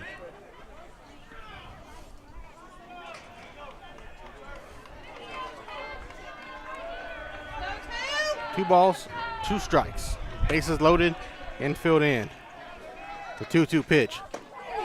Inside, ball 3. That looked pretty good from where I was sitting. The Buffaloes aren't swinging at some of these pitches that you need them to swing at if you're Mason Hensley. I don't know how you lay that. I don't know how you lay off that pitch, but he did. Let's do this again. It's like deja vu from the last batter. 3 balls, 2 strikes, 1 out. And the 3-2 pitch is low and away. Ball 4, and the Buffaloes are going to have another run come across the score. That's the tough part of coming into a bases-loaded jam. You've got to be able to throw strikes right out the gate. And again, Hensley's made some good pitches. I thought the 2-2 pitch actually was a strike. He just doesn't get the call. And then unfortunately missed low and away on the 3-2 pitch. That's one of the things with these Buffaloes. They're not swinging at pitches that look like, to our vantage point, good pitches you'd want them to swing at. With a 4-run lead now, you can just sit back and just let him throw himself into danger because it's working that way for Haltom. The next hitter, Miklich, the pitcher. He's looking at a strike 1. Buffaloes lead 5-1. 4 runs have came across in the top of the 3rd. Still 1 out, and the bases are still loaded. The 0-1 pitch. Outside, 1-1. Good job by Taylor to slide over and prevent any damage from that runner at 3rd.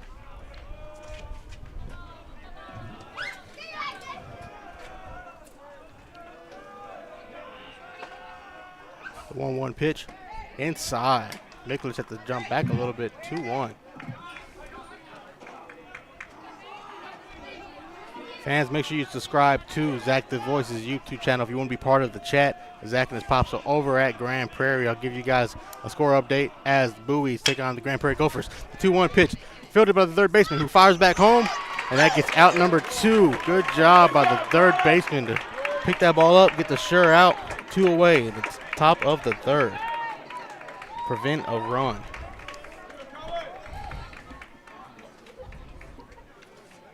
And that was the new 3rd baseman who took over for Bustamante. Colin Murphy. 2 away in the top of the 3rd. That's going to bring up the number 2 batter, Bates. He singled in his last at bat earlier this inning. The Buffaloes have batted around. He's looking at a strike 1.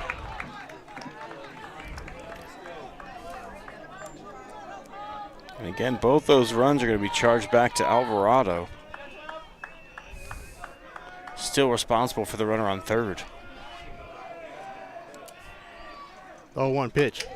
Inside, ball 2. No, strike 2, sorry. It looked like he dusted off his jersey. That might have been the dust flying off the baseball. No balls, 2 strikes, 2 outs.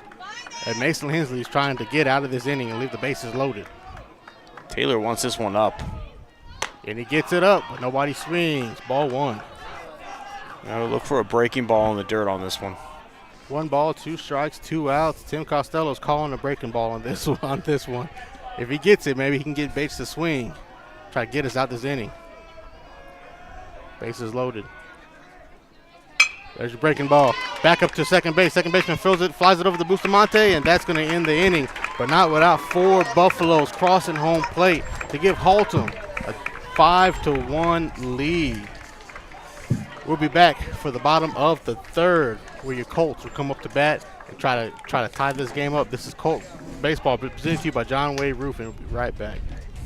A-frames that bring their A game. The next time you need to get your brand out to the community, go with the printers who are in your community, Ika Signs. With everything from wall signs to banners, printed tees to hats, Ika can even do same-day rush orders on select products. Visit ikasigns.com/shop to see their full list. That's ikasigns.com/shop. Ika Signs, a partner of Zach Arnold Productions.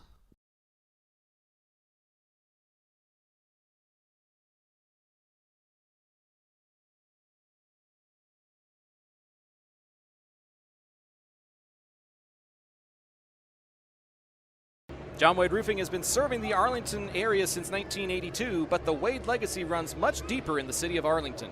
A pioneer family that has had roots going back decades, John Wade and Company saw relatives attend the Cooper Street Arlington High campus and has had members play in Colt athletics for decades, and they're looking forward to serving this community for decades to come. Find out more at johnwaderoofing.com.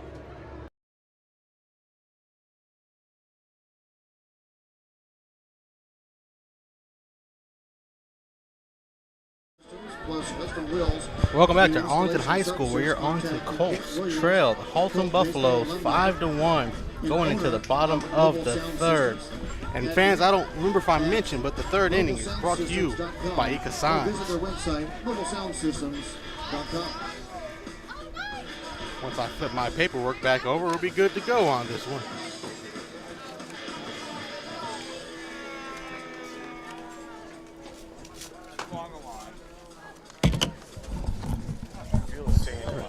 Fans, the third inning is presented to you by our friends at Eco Signs, located in the heart of Arlington. They offer same-day production on certain rush orders and offer a wide catalog of custom printed materials. Call 817-617-2229 to find out how Eco Signs can help your brand's visibility, and hopefully that they can help the Colts' visibility when it comes to getting a hit here. The Colts have gotten two doubles, both off of 1 out in the first and second inning, but in the bottom of the third, trailing 5-1. They need anything they can get here. Bustamante grounded out to the shortstop his first time up. The first pitch to Bustamante was low and away, ball 1. The 1-0 pitch. Catcher tries to show it, but it's still ball 2. The one thing the Colts could have working in their favor is after such a long offensive side, Michelich has just been sitting there, so maybe they can rally something of their own. 2-0 pitch, high at the name, not the numbers, high at the name, ball 3. We got Bustamante, we got Hensley, and we got Wynn. The 1-2-3 batters up in this lineup. 3 balls, no strikes. 3-0 pitch, 3-1 strike. Bustamante is looking at it, taking all the way. It's a nice night with the fans out here. The dust storm's going by us from West Texas, but as that ball goes by for ball 4. Good job by Bustamante. Leadoff walk to start the bottom of the third.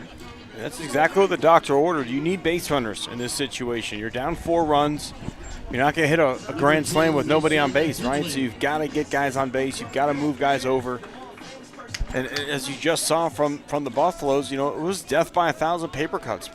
Single, single, single, walk, walk. Keep putting guys on, keep moving them over. Here comes the all-district shortstop who is now pitching, Mason Hensley, and he looks at strike 1. Hensley he came into a bases-loaded jam. He walked in 2 runs, was able to work his way out of that bases-loaded jam, just limiting the 2 runs. As Michelich fires over to first, Bustamante is safe. 0-1 count to Hensley. His first at bat, he doubled off the 350 sign out there in right center field. Colts are hoping he can do it again. The 0-1 swung on, fouled back to the net, 0-2. Pretty big rip that time from Hensley. Again, he had walked in a couple of runs, trying to help himself in this bottom of the third inning at bat. The 0-2 count. Hensley is one of only 3 hitters that Arlington has had to get a hit safely. This is only his second at bat in the game. The 0-2 swung on. That ball's cranked down the right field line. And that is going to be foul. Oh, man. Goodness gracious, great balls of fire. That one was wind affected for sure. I was expecting a broken window down there in the right field part of the high school. Off the wall in right field, Mason Hensley would do it again. I cannot believe that ball went foul. I think on any other night he'd have 2 home runs already. Yeah, that one for sure should have been a homer, more than probably the first one. The first one bounced off the wall thanks to the wind and dust storm. This one was high out there. Let's see if Michelich pitches to him again. No balls, 2 strikes. High, ball 1. You never know. He might have scared Michelich back to where he might just give him the free pass. 1 balls, 2 strikes. Bustamante sitting at first. Colts trail 5-1 in the bottom of the third.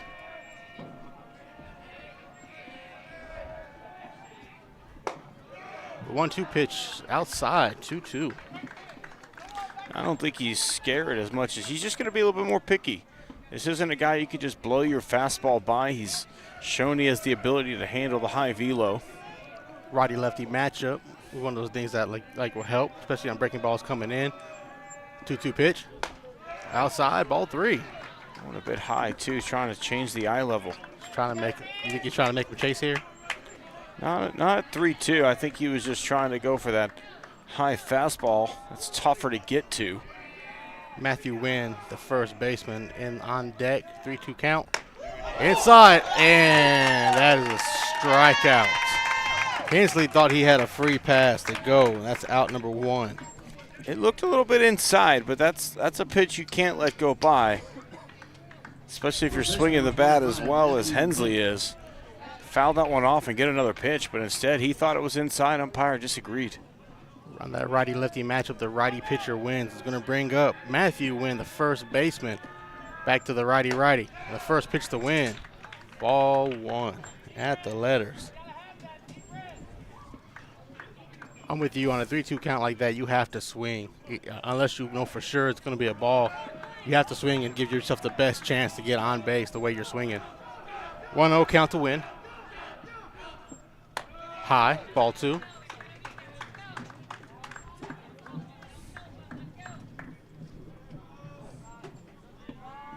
Bustamante at first after a leadoff walk.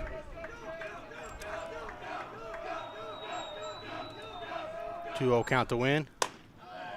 Comeback pitch, 2-1. Strike, looking at it. No green light there for Win.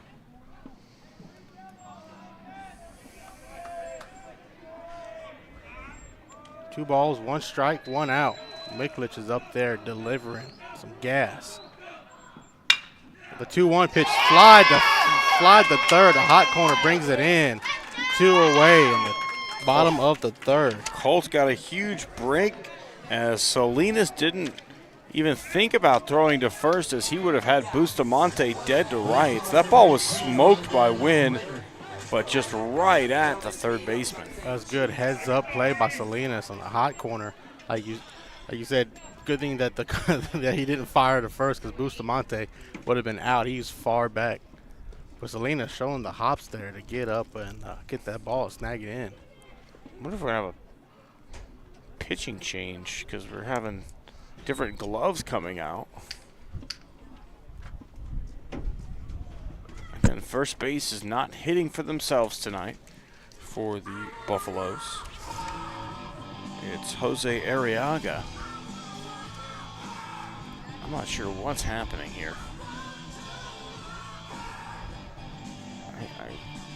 Prater's the new batter for the Colts after this mound visit. Over down I-30, the Bowie Volunteers have a 6-2 lead in the top of the third, bottom of the third over the Grand Prairie Gophers. The Gophers have 2 runners on base, 1 out, and they're batting right now, 6-2. So Bowie's trying to hold on to that 6-2 lead, but the Gophers are trying to make a little damage and get back into that game. Zach and Pops got that call over on the Zach the Voice channel. Make sure you subscribe so you can join the chat. The first pitch to Prater, breaking ball high at the letters, ball 1.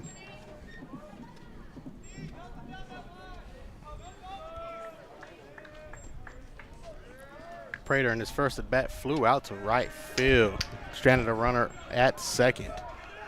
The 1-0 pitch inside. That's strike 1. I don't know if it's me, maybe it's just our vantage point, but some of these balls that are running inside are getting a lot more strike calls than you would think. Sometimes the umpire wants to go home too, John. 1 ball, 1 strike. That ball is hit. Back to short. Second baseman able to field it. Prater's going around first, going to second. Bustamante is going around second. He's at third. Prater slides in, and he is safe because of the it was like a fielding error there because they didn't notice that he was sliding in. No, it's an interesting cut there by the first baseman Arriaga. He was the guy who ended up cutting the ball as opposed to maybe the second baseman who was further out. Not a fielding error, as maybe just the throw should have gone to the different cutoff man. Yeah, either way, it's a double. The first baseman might have had a lapse of brain lapse there, thinking that Bustamante was going to round third and come home. See, I think in actuality that it's on the outfielder for going to the wrong cutoff man. That's my opinion. After that double, I guess we would call that a single and an error or a double. I think it's a double the way that Prater was running out of the box, and now Alvarado has a chance to help himself get right back in this ball game. Base knock here, it's a 2-run game. Busta at third, Prater at second. Alvarado looked at ball 1. 1-0 pitch at the lights. Somewhere over the lights. And Uh-oh. That's into the parking lot. One ball, one strike to Alvarado. That ball was up there. I lost it for sure in the lights. It made it to the asphalt. The 1-1 pitch. It's gonna be outside, ball 2. 2-1 count. The girls softball team has joined us here at Arlington High School as they got a win. So Colts looking to get wins all the way around. 2-1, that ball is sky. That ball is at us, that ball is over us, and that is parking lot. I was ready, Jot. I don't know if you noticed, but I was in position. I both hands ready to make a play. If you had took off running, you could have caught that before it landed in the parking lot. Either way, after that second foul ball over our head, 2 balls, 2 strikes, 2 outs to Alvarado. I'm just a guy trying to earn a free piece of double bubble gum by returning a baseball. The 2-2 pitch to Alvarado. That ball swung on. That's not coming back. Down the left field line, and that's off the wall. 1 run's going to score, 2 runs going to score. Alvarado's going into second, and he's going to go in with a stand-up double. We thought that was going bye-bye, but it bounced off the wall, and that's going to give the Colts 2 more runs to make it 5-3. Good job, Alvarado. Good piece of hitting to help your own cause and help your teammates out. Any other day, that ball is into Fort Worth. That was I can't see past the foul pole. It's so dark and windy. That one's rolling into Pantego if it's not as windy out as it is today. But unfortunately, it stayed in the ballpark. But between Hensley and Alvarado, there'd be a couple more bombs on the board today. The first pitch to Howard. Looked at. Ball 1. Yeah, that should have been gone.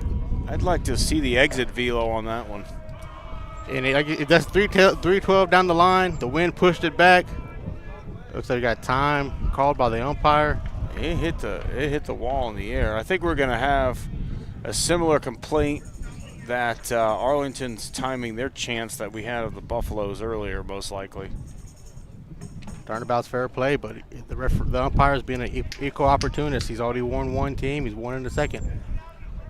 I think it's about timing it when the pitcher's like trying to throw. I think is what the issue is here. Uh-oh, this is getting heated. Coach Womack and the home plate umpire having some words. Coach Womack got to be careful so he doesn't get tossed. The home fans here, they're happy about it. Trying to cheer up his team, trying to get his team going. With Howard at the plate. Alvarado standing at second after that big double. Pretty sure Womack got tossed. No, he didn't. He was heading to the dugout.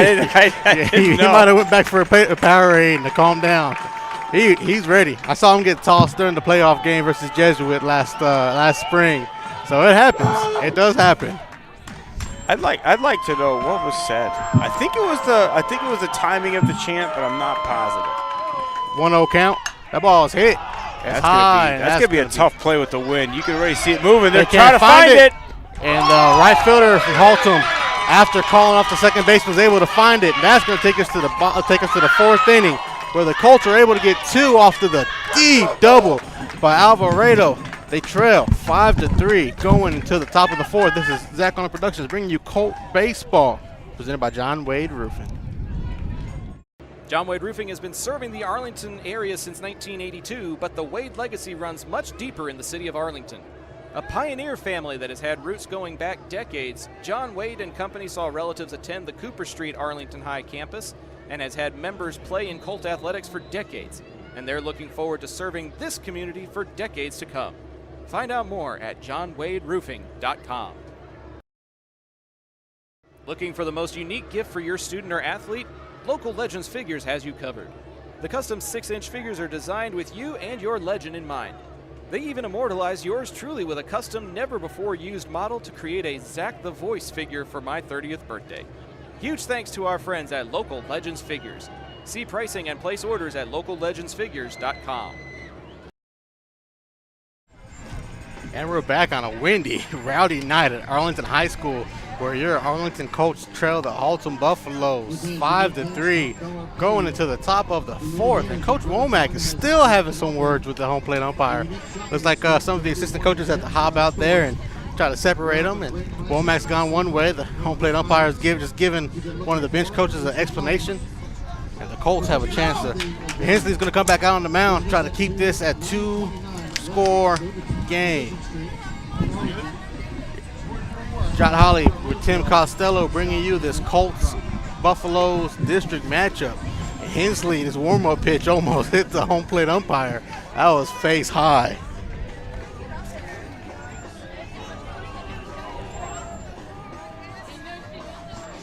Whole new ball game, Jot, after the Colts able to push a couple runs across after falling behind. That was a big 2-out double. I was wondering after he hit it if he would have took off actually running instead of doing a home run trot, if he could have made it to third. The first pitch by Hensley here in the top of the 4th. Blown away. Ball 1. Hensley came in at the top of the 3rd after Alvarado had given up 2 runs. Walked in 2 more off with the bases loaded, but was able to keep the bases loaded and hold the score at 5. Colts in the bottom of the 3rd got 2 runs off of a big 2-run double by Alvarado. And on a night that any other night would have been a 3-run homer. Again, Hensley would have 2 homers tonight. Hensley had a ball go right down the right field line that just missed foul. Just made foul, and then this first double was off the 350 sign out in right center field. But now he's on the mound with a 2-2 count. The 2-2 pitch. Strikeout. There it is. Hey, I don't know if you can feel it at home, but there's a whole new environment, a whole new vibe in this ballpark right now. We've got, Womack getting the crowd riled up through what happened there. And, now it's a new game. Hensley's looking great on the mound. The vibe in this ballpark is completely different.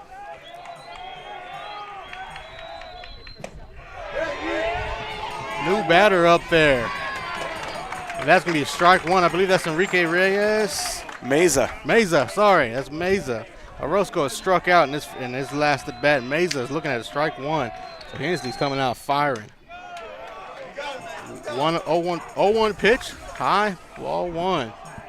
Hensley showing that arm, that he's not just an all-district shortstop, that he's got a cannon behind him too. The 1-1 pitch from number 10. Strike 2. Hensley's person he'd most like to have lunch with is Nolan Ryan. Makes sense if you see the way he's going after guys here on the mound. He's got the high kick like Nolan. He wants to have a little conversation about the heat. The 1-2 pitch. That ball is grounded to the third baseman. Third baseman scoops it, fires the first, and that's going to be low. Wind can't bring it out the dirt. Mesa's going to be safe on a throwing error. It was a low throw. The wind might have caught that, and the dust had caught our eyes. Oof. I don't know if they're going to get the error or not, because it's a close play and the runner didn't advance. We'll have to see how it ends up being ruled. I think most likely it's still going to be an infield single, Jot, but it would have been a heck of a play over there if it would have been made by the third baseman, Colin Murphy. Colin Murphy had a shot. He scooped it up. It looked like a good throw. It was a hard throw either way across his body like that to the first baseman win. It was going to bring up Reyes with Meza on first. Reyes is responsible for 3 of the 5 Buffalo runs, both on singles. One was a 2 RBI single. The other one was just a solo RBI single. And he's looking at 1-1 count. The 1-1 pitch. That ball's fired. Murphy gets it. No, Booster got it. Booster throws the first, and he is out. Oh, they got him at second. And he got the runner at second, going around second on the tag. Oh, what a boneheaded Colts play. Get out of the inning.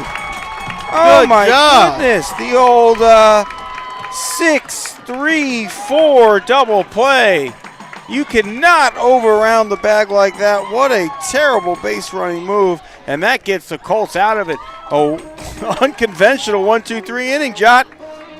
And that 1-2-3 inning is going to take us to the 4th inning stretch as you hear Voodoo Child in the background by Jimi Hendrix. Think of Taqueria Taco Express presenting you the 4th inning stretch, featuring a wide, authentic menu. Taco Express can solve any Mexican food craving. Order online to collect points for free food or get 5 free tacos and a large agua fresca on Taco Tuesdays for just $10. Taqueria Taco Express. They're going to be playing Voodoo Child, and while they do that, we're going to step aside. This is Colt Radio, presented to you by John Wade Roofing. Zach Arnold Productions. We'll be right back. Taqueria Taco Express is your one-stop shop for all things authentic Mexican in Arlington and Grand Prairie. And this fall, you'll now have 4 stops to choose from. Visit the new location off 20 and Little Road or any of their 3 original locations and try their $10 Taco Tuesday. It includes 5 tacos and an agua fresca. They also feature new birria items plus tortas, gorditas, and more. Find out just how much more by visiting taqueriatacoexpress.com. If you're a small business owner looking for reliable insurance coverage or perhaps just navigating the complexities of Medicare, look no further. Chapman Cornelius Insurance Services is a family-owned, independent agency with over 50 years of experience, specializing in tailored insurance solutions for small businesses and their owners. Whether you need property, liability, commercial auto, or even life and health insurance, their agents can help you feel secure in selecting the insurance you need.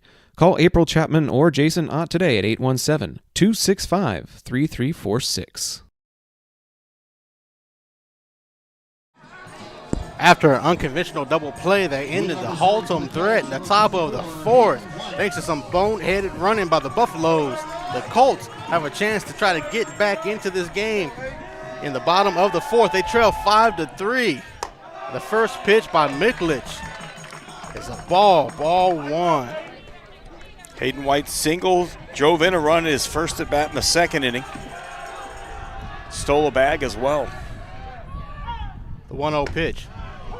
Place, good throw, good pitch, 1-1. Mitchlich was sitting in the mid-80s to start this game.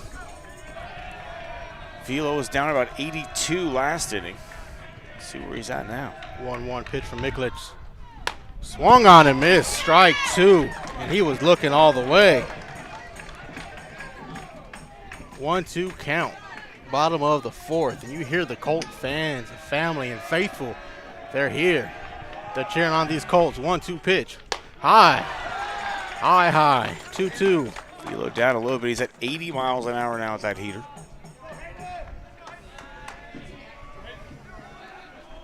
Keeping it strong, throwing 80 here in the bottom of the 4th. 2-2 pitch. Breaking That ball hit. The wind catches it. Center fielder's not looking for it. Center fielder is going to be able to get under it and bring it in. Looked like the wind had caught it for a moment there and kept it in. Out number 1. That's a tough play with the wind coming from left to right. Left field towards really the first baseline. That ball was sliced into right center. And as you mentioned, center field and right field both had to converge. Good job by the center fielder to take charge of that one and prevent a collision. Damian Bates making the play out there. It's going to bring up the hard-hitting catcher, Jeremiah Taylor, for only his 2nd at-bat of the game. And his first at-bat, he struck out on a questionable pitch. And he was all over Mitchlich his first time up. He just took a pitch inside that he didn't like and got rung up after fouling 2 straight back. The 1-0 pitch. That ball's fouled right at us. Tim's going to make a play. No, I'm connected to the board here. I don't want to ruin our technology. Otherwise, I would have had that one. If Tim would have took off, either the headphones are flying or he's catching the ball. I think it would have been one of those situations where you see my head snap and I start flying into the concrete. 1-1 pitch to Taylor. That ball swung on, hit down the first base line. First baseman's under it. He's looking for it. The conversion, and that ball's going to bounce in front of the right fielder. First base, second base, and right field all had a chance, but that wind might have caught it. Absolutely caused by the wind. It ends up dropping in the Bermuda Triangle over there between first, second, and right fielders. But well placed by Taylor, and maybe a little bit of the baseball gods paying him back after getting rung up his first time around. That's going to put Taylor at 1-2. He struck out his first time, and he got that single there. A little bloop singer. It's going to bring up Harper, who flew out to left field. His first at bat in the 2nd inning. Harper with the little chin badger. I respect it. Runner at first. Miklich on the mound. 1 out. The Colts trail 5-3. Harper drops down a bunt. That's a good bunt down the first base line. Catcher's going to get it. Catcher fires the first, and he is going to be out. But Taylor moves over to second.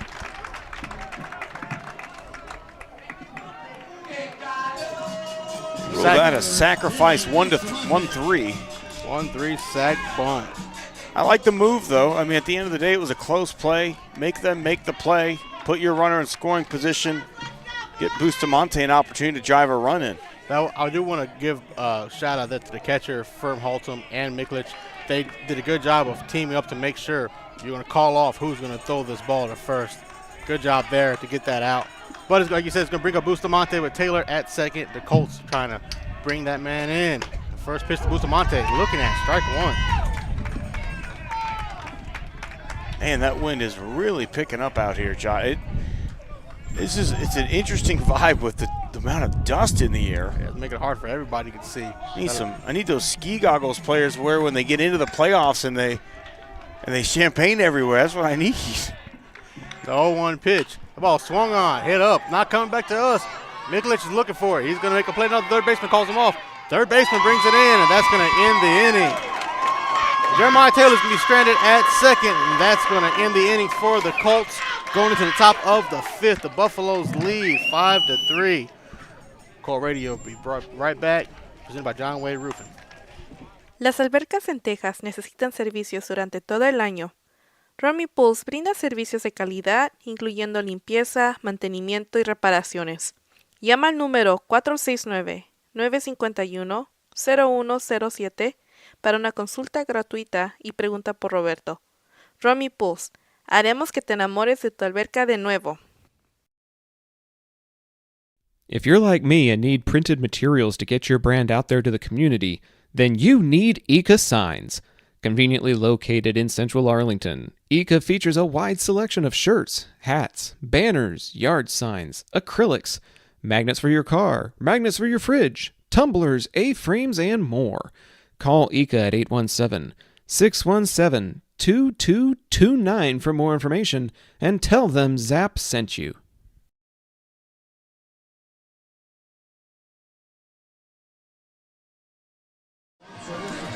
Top of the fifth inning here at the Arlington. Colts are trailing 6-3. 5-3. That's right. Scoreboard's wrong. Okay. Threw me off that time, John. Yeah, we were during the break. We were looking at some of the velocities that Mikulich is still throwing in for the Buffaloes. Yeah, Mikulich sitting in the 80s. But how about this one for your Arlington Colts? Hensley touched 91 last inning. Ooh, not bad for 18 years old, 17 years old. If Hensley doesn't want to play shortstop anymore, he might have a career throwing in the 90s in college baseball. Oh, I would guarantee you he's going to have an opportunity to pitch in college when you're sitting at 91 miles an hour. That high leg kick. I hope the scouts are watching him. He's a good kid. He's all district shortstop. Right now committed to Kansas City Community College. Hey, if anybody from Kansas City, Kansas State, Kansas University saw that last inning where he was throwing in the 90s, make sure you give this kid a call.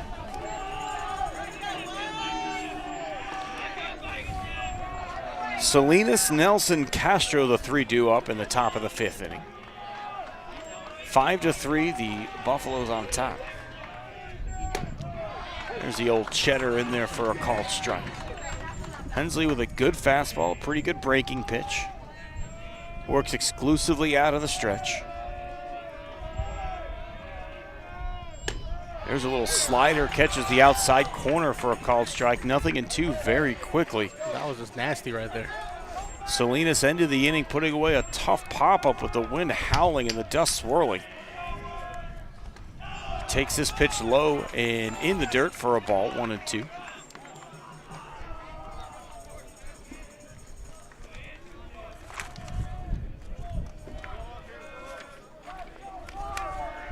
Salinas singled in his last at-bat, popped up on a bunt attempt his first time up. This one chopped over the head of the mound. Bustamante fields, throws well high. That's going to go into the dugout. That's going to be an E6, and Salinas will be on second base after the throwing error.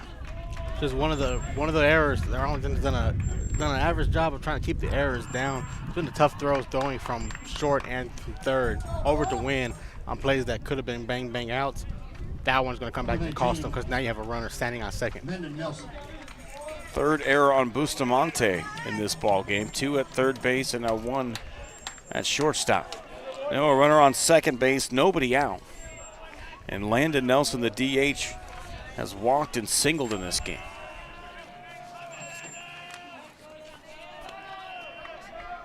I believe that's Bustamante's second error of this game, too. 1 at short. Third. He's got error? 2 at third, 1 at short.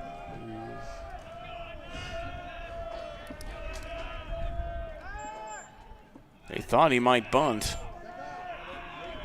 Again, it's been the MO of this Buffaloes team here in this game so far, is almost anytime they've gotten a runner on with no outs, they've shown bunt. And Murphy is playing dangerously with as close as he's inching in on that third baseline. They're expecting Nelson to square late. I'm not so sure Nelson's going to square here. Not with a runner on second. I don't. I mean, if you were, this is the time to do it, right? Moving to third base with less than 2 outs, sac fly brings him home. But again, Nelson swung a good stick in this game. He's been on base both times. Nope, he shows late, and he lays it down the third baseline. A beauty. Murphy has to throw on the run. This one, a great play to pick that one made. It's the second baseman actually covering first base, Hayden White. Are they going to say that Nelson is safe, though? It looked to me like he was out. I think they're saying he bobbled it. It's going to send a runner to the third. There's a runner on third at minimum, and either first and third no out or third and 1 out. I thought that the runner at first was out. It was a nice pick made by White at first base covering the bag, but we'll have to see here. Umpires will have to come together and discuss. Yeah, the infield's having a hard time getting this ball across over the first to win. This isn't the first time Wynn's had the bobble or had to try to scoop one out of the dirt. And they gave him the out. So runner is out. It is still a great sacrifice bunt. An even better pick by White, the second baseman covering first on the sacrifice. Runner on third base, 1 out. Umpires need to get repositioned as they forgot they had a runner on third base. Infield moved in, looking for a bunt here. First pitch in there for a called strike.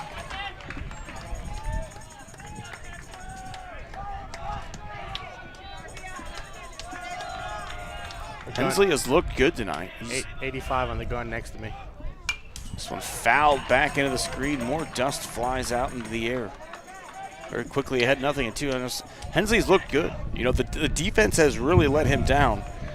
An error on Bustamante as a runner on third base in this inning. An error on Bustamante in the third inning led to a run. And an error on Bustamante in the second inning led to a run. This one in the dirt, great stop by Taylor. Jeremiah Taylor showing you why he is the defensive catcher that he is. His reputation precedes him, and rightfully so. It's hard for Bustamante, who's been playing third, to come over to play short when Hensley moving. This one on the ground, up the middle, off the glove of White. He's going to throw to first and throw wide. Throw is going to be late anyway, and that's an E4, another error.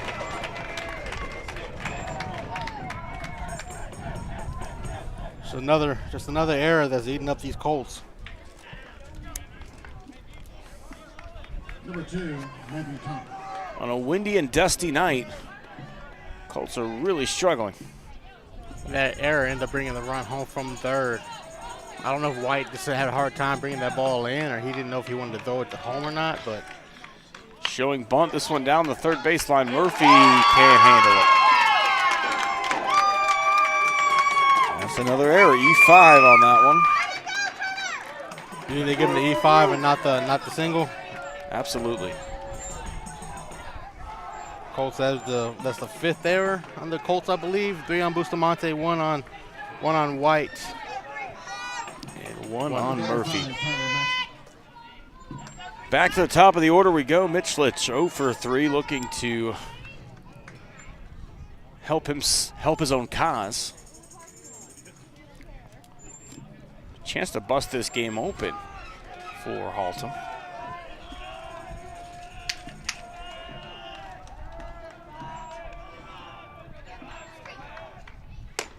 Big swing and a miss. Chased a high fastball for strike 1. And he heard your advice. He said, I want to bust it open. I was looking for the left field wall with that swing. Still just one out in the inning. Runners on first and second. This one is hit well into the right center field gap. It's going to be a tough play with the wind. Racing, diving, and making an unbelievable catch. They've got a chance at a double play at second base, but do not connect. Oh my goodness. Great diving play out in center field. Hat comes off, you dive for it, and it's a hard play out in center field with the wind blowing from left, going across right field. The flags are flapping out in the wind, dead center from us. Beautiful, beautiful play. Gannon Howard lays out full extension to haul that one in. That saved 2 runs easily. Unbelievable.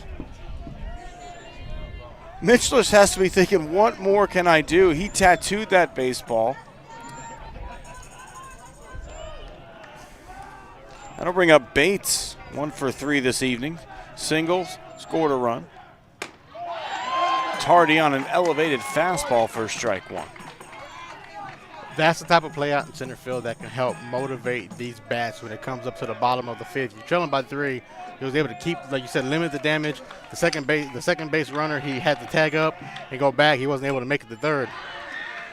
This one off the hands, a foul ball. Nothing in 2 very quickly. And again, only 1 run has come in this inning. Off that error. Everybody, 3 base runners all have reached via error this inning. E6, E4, E5. Here's the 0-2. Swing and a miss. That's the old sword where you just flail out it like a sword. Run comes in on the error, but a great defensive play in center field by Gannon Howard. We head to the bottom of the 5th inning. Arlington trailing 6-3. This is Colts baseball, brought to you by John Wade Roofing on the Zap Network. We'll be right back. John Wade Roofing is celebrating 40 years serving the Arlington area. John Sr. played for Colt football and was the team MVP in '76. He went on to play for TCU, earning all conference honors. The family has a Colt legacy that spans generations and wants to help your family's roofing needs, plus gutters, painting, solar, and more. For more information, go to johnwaderoofing.com.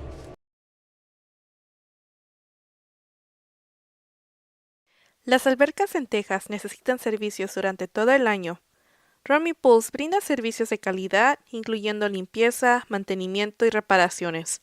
Llama al número 469-951-0107 para una consulta gratuita y pregunta por Roberto. Rummy Pools, haremos que te enamores de tu alberca de nuevo.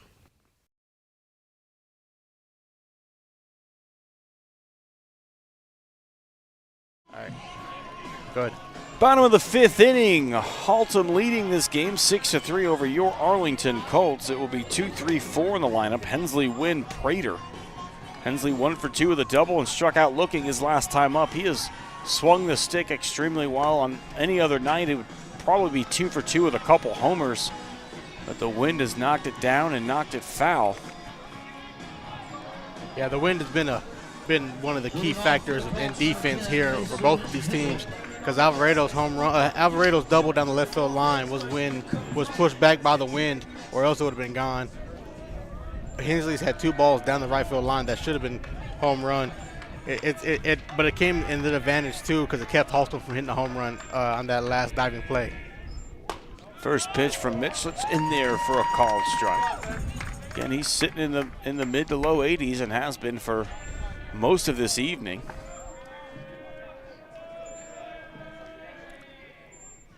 This one popped up, fouling on a play. John, that's heading right where you said the ball never goes. Parking lot. Not my car, though. You said that part of the lot was safe. That part is safe. There's a giant left field wall, but it cleared everywhere I thought it wouldn't clear. 1 pitch coming from Mitchlich. Sorry, 1-1 pitch coming. This one low in the dirt, 2-1 the count.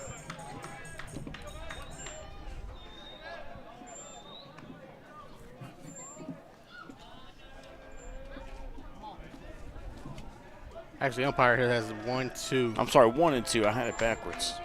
1 ball and 2 strikes. Called strike 3 for the second time. Hensley goes down looking and does not agree with the call. You have to get the bat off your shoulders. The second time you struck it out today by just looking at it. He has to do a better job of getting his bat off the shoulders because he's swinging a hot bat. He's had two big doubles. Oh, he had a big double and one that should have been a home run. But when you're swinging hot like that, you gotta swing on that. It's Matthew Wynn 0 for 2 today. Hit the ball unbelievably hard his last time up, just right at the third baseman. This time lines it right at the second baseman. He's put good wood on the ball 2 times in a row. Unfortunately, hard hit line drives right at infielders. L5, then L4. That's just a little bit of finding unlucky spots right there. A big gap straight behind the pitcher. He's just hitting directly at fielders. I mean, it's a fantastic approach to the plate. You hit the ball hard the other way on an outside pitch, just literally right at the second baseman. 2 outs, nobody on. First pitch to Landon Prater inside. The breaking ball didn't quite catch the zone. There's a better yacker, gets over the heart of the plate for a 1-1 count.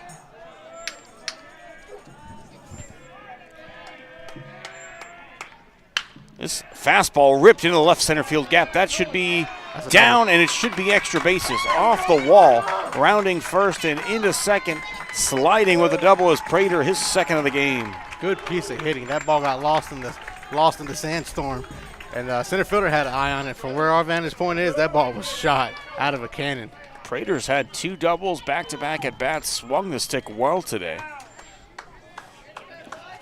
Let's see if Alvarado can get another big hit like he did last inning. Do they let Alvarado face Mitchlich again? It looks like they will. He nearly went yard last time.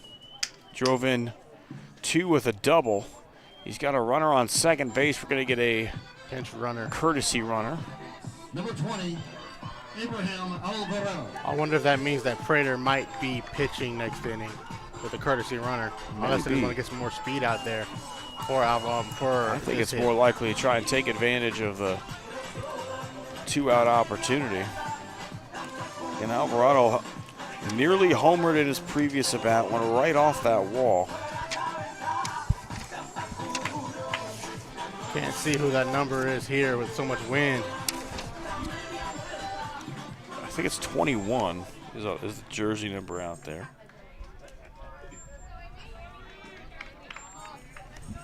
Alvarado and I should grab a meal together sometime. He said his favorite food, tamales. Me too, man. I love a good tamale. Especially around Christmas time. Oh, I love Christmas time. First pitch catches the top of the zone for a call strike.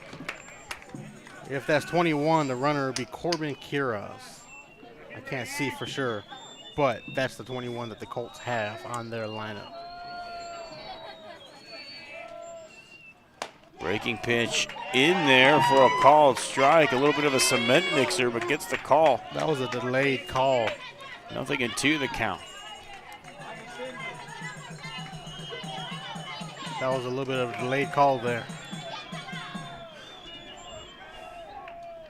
0-2 fouled into the screen. Alvarado grounded to the shortstop his first time up. We mentioned that loud, long double his next at bat. Looking to drive in another run here. That pitch misses outside. And fans, make sure you subscribe to the Active Voice, the YouTube channel, the Facebook page, the Instagram page, so you keep up with everything Colts and Volunteers related. Zach and Pops are over at Grand Prairie watching the Bowie Volunteers. Me and Tim, we're here watching these Arlington Colts, my Arlington Colts, try to come back against the Haltom Buffaloes. Here's the 1-2. This is outside again, 2-2. Great at bat by Alvarado after falling behind quickly. Draws the count even. And he's up there looking to attack, John. He's looking for a pitch he can drive. You can tell by his approach. This is a similar setup the way the last inning was for him with 2 balls, 2 strikes, and he went up there hitting deep left field. To me, the way he's handling himself in the batter's boxes, this is a guy who's seeing the ball well out of a pitcher's hand. I think he's got a good read on Mitchlich.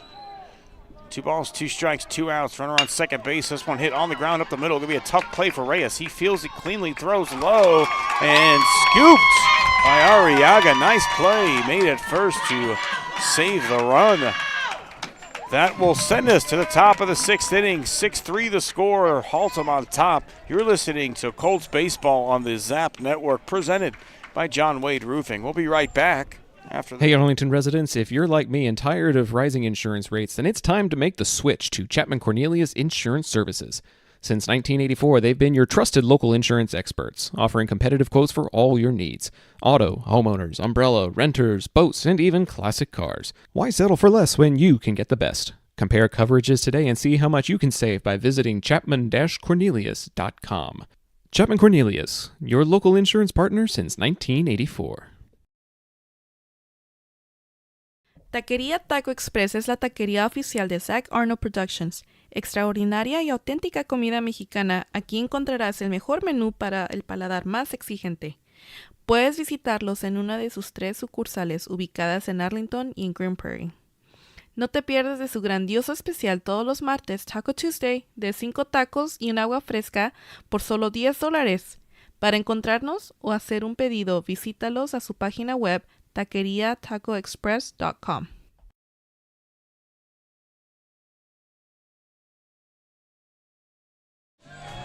And we're back here at Arlington High School where your Colts lead Colts trail 6-3. The Buffaloes going to the top of the 6th. Just a little score update from over there on Grand Prairie. The Volunteers lead 10-6 over the Gophers in the top of the 5th with 1 out and 1 on.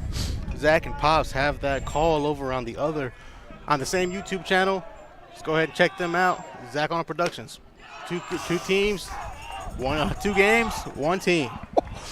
And if you can hear my reaction, it's because that pitch could not have missed by much. 1 ball and no strikes to start the inning off. Orozco Mesa Reyes. That one just a touch higher and does get the call. 1-1 the count. Interesting zone tonight, Jot. I got to say, the only consistency has been inconsistency. 1-1 offering, breaking ball, misses outside. It's the way the ball's ran inside that he's calling strikes. That a lot of these balls are getting close to dusting off the jersey. They're getting called strikes. Here's a chopper, second base side, fielded cleanly. The throw to first is in time for out number 1. It's a good job there to look that ball in. We've already had 6 errors on the Colts in just the infield alone. That's crazy to think about. So it's a good job to make sure that he took his time. The runner wasn't going to beat the throw. Just look it in, throw over the wind, get the out number 1.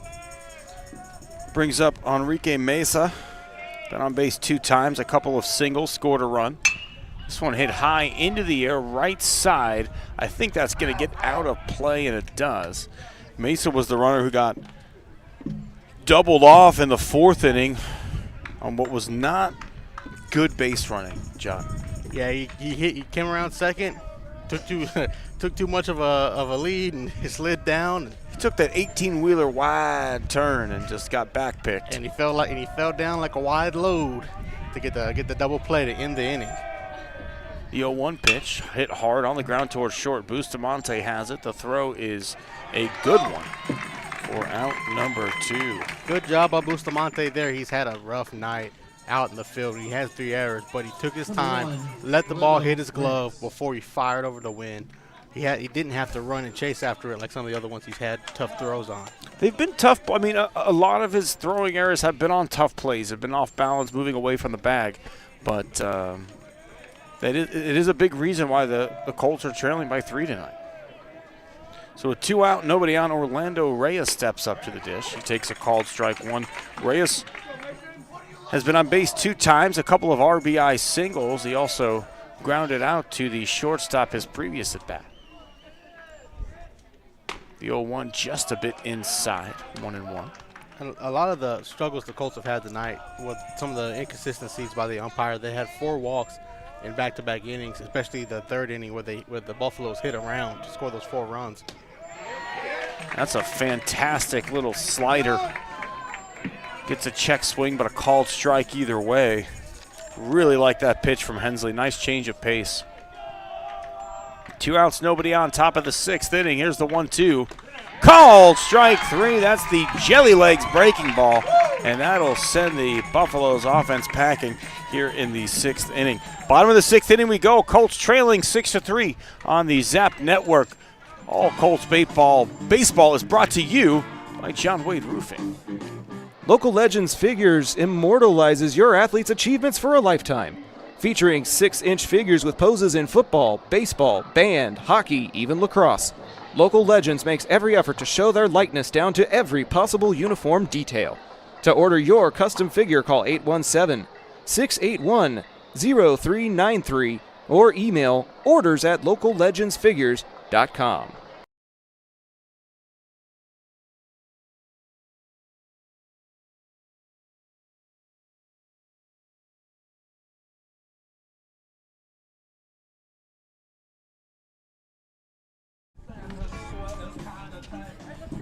And we're back here at Arlington High School where we were trying to figure out the pitch count. Official pitch count issues. The man up, PA man upstairs had 101. The coach for Haltom has 91 for Mikulich, and they're trying to figure out if he can come out for the bottom of the 6th inning. Now I have to ask, it's been a minute since I've called a high school game. I'd worked at the minor league level for a while. Is there a 100 pitch limit to start an inning at this level? I'm not 100. Sounded like there was, right? It sounds like there is, yeah, but the way some of this just the way the Colts have gone up and down on the lineup. They've had short innings and they had one long inning. It seems like he's thrown more, but they haven't made him work the count. So if you're Coach Romack, what you do, you tell your batters, hey, he's at 91 pitches. If 100 is his cutoff, we're working it right here. Well, I think you could start an inning. Typically, you can start an inning if you're under a certain amount. So if the pitch limit is 100 and you're at 99, you can start that inning. But it's for the safety and health of the kiddos. All right, Gannon Howard, who made an unbelievable catch in the outfield, will lead things off in the bottom of the 6th inning.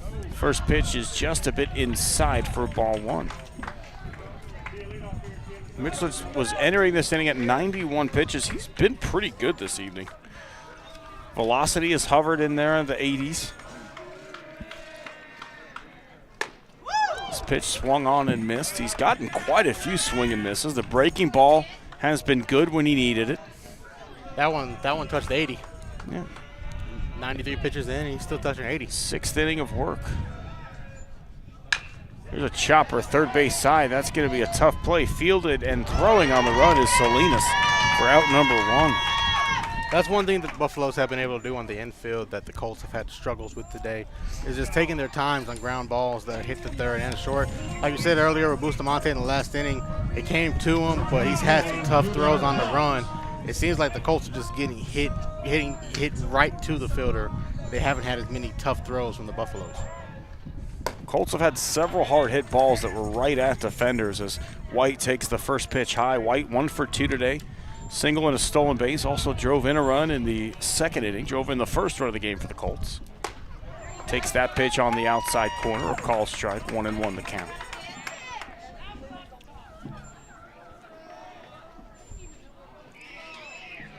The Colts have out hit the Buffaloes as well. Went in there for a call strike, but again, add in 6 errors. 6 errors and 4 walks. The 1-2 pitch swung on and missed. Strike 3. Jeremiah Taylor hoping to get some 2-out magic going. You don't want to go into the final inning trailing 3. If you could get a 2-out rally here, 1 or 2 runs, I think the worst thing you could do, because as of right now, I don't think Mitch Litch is at that 100 pitch mark. So if you get a quick out here and allow him to come back out for the 7th, I don't think you want to face him anymore. Yeah, and you don't want to know what he has behind him. He's still throwing in the high 70s, low 80s. And when you see a guy get fatigued as the pitch misses high for ball 1, you see a big, velo drop off. He hasn't had that. He's kind of hovered in that low 80s, high 70s for the last 2 or 3 innings. And Jeremiah Taylor, he's a good hitter to make Mikulich work this inning. He's already had 2 balls, no strikes. He's one of the more patient hitters for the Colts. He's had some good swings. Singled in the 4th inning on a bloop. Kind of had a tough luck strikeout. This one hit into left field. The wind's probably going to hang that one up, and it does. That's going to be the third out of the inning. So Mitchlitz gets through 6 innings of work after the F7. We'll move to the top of the 7th inning. Colts trailing 6-3 in Arlington. You're listening to Arlington Colts Baseball on the Zap Network. We'll be right back after this. A-frames that bring their A game. The next time you need to get your brand out to the community, go with the printers who are in your community, Ika Signs. With everything from wall signs to banners, printed tees to hats, Ika can even do same-day rush orders on select products. Visit ikasigns.com/shop to see their full list. That's ikasigns.com/shop. Ika Signs, a partner of Zach Arnold Productions.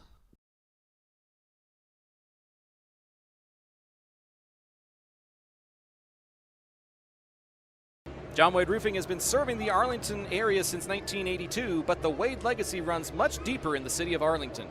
A pioneer family that has had roots going back decades, John Wade and Company saw relatives attend the Cooper Street Arlington High campus and has had members play in Colt athletics for decades, and they're looking forward to serving this community for decades to come. Find out more at johnwaderoofing.com.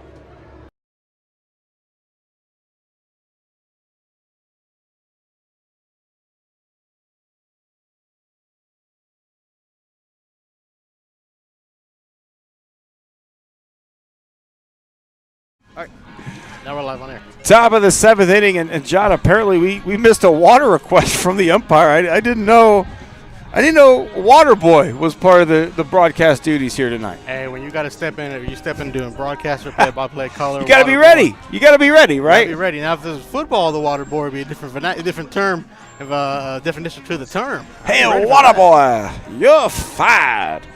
Top of the 7th inning, Colts are trailing 6-3. Hensley still in the game for the Colts. He's settled in nicely after the walks that he had entering the game, bases loaded in the 3rd inning. But 3 up, 3 down, albeit all unconventional in the 4th.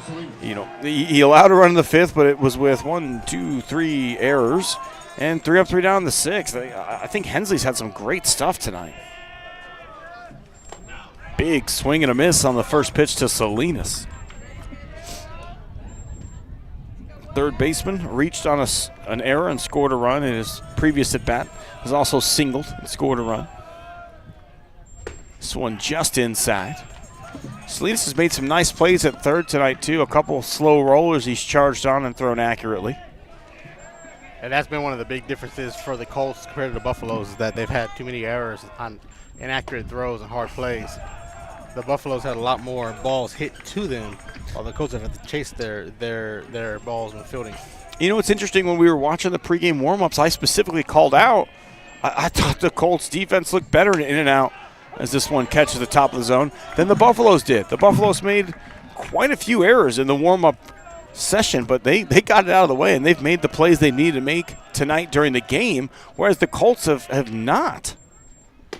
Breaking ball called, strike 3 for out number 1. That one had some snap on it. Wonderful 12-6 yacker. And it's one of the things that when you take your all-district pitcher, when you take your all-district shortstop and move him to pitcher, then you move Bustamante from third to short, you bring somebody else in to play third. It makes things a little bit harder because these guys might be playing out of position in the time. Bustamante has also had 2 errors at third base tonight as well, on top of his error at shortstop, as that one's in for a called strike. But you're right. When you have to move position players around like this, when you sub in a pitcher and you have a guy like Hensley, who is a great shortstop, but also clearly very good on the mound, as this breaking ball misses low for ball 1-1 the count.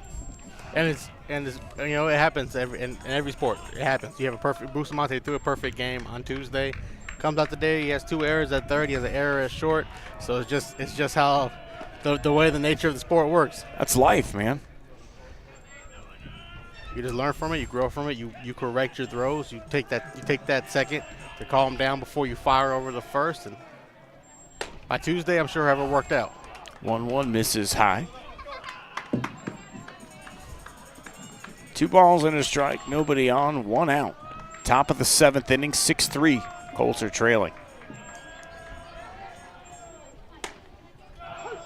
2-1 catch at the top of the zone for strike 2-2. The designated hitter, Landon Nelson. It's so dusty out here that ball, when it hit off of Jeremiah Taylor's glove, that it just has so much dust behind it. Breaking ball called. Strike 3. Another wonderful off-speed offering to catch them looking.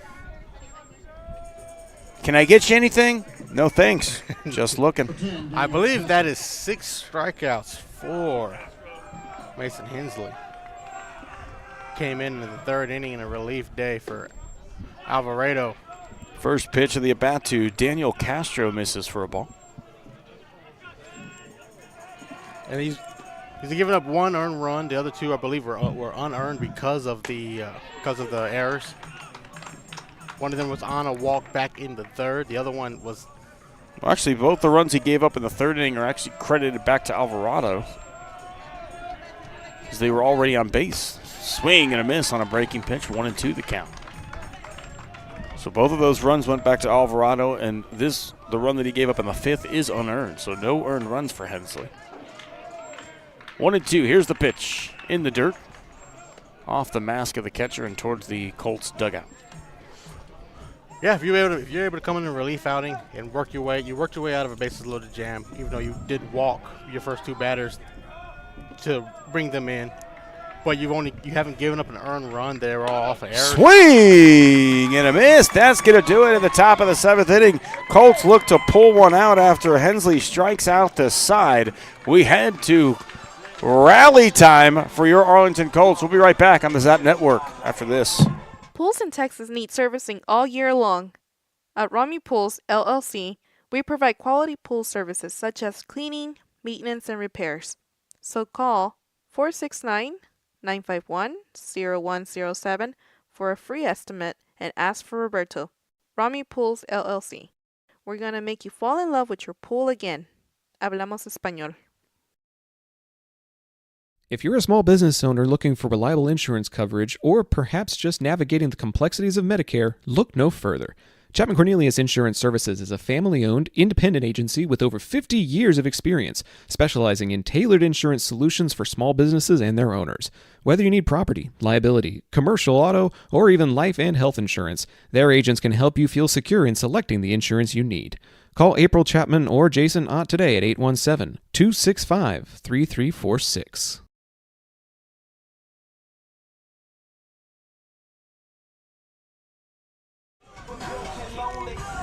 Bottom of the 7th inning, Mitchlich is back out there, 101 pitches, looking to finish this game off. His team on top, 6-3.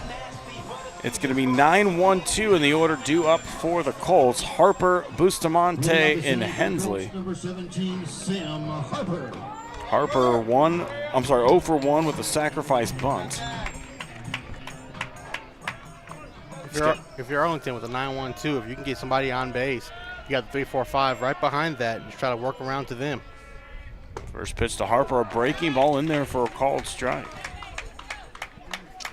Mitchlich has settled in nicely. The Colts got to him in the 3rd inning, and since then have not been able to push anything across. This one hit into the air, out of play up the right side. That one hit grass. I heard it hit.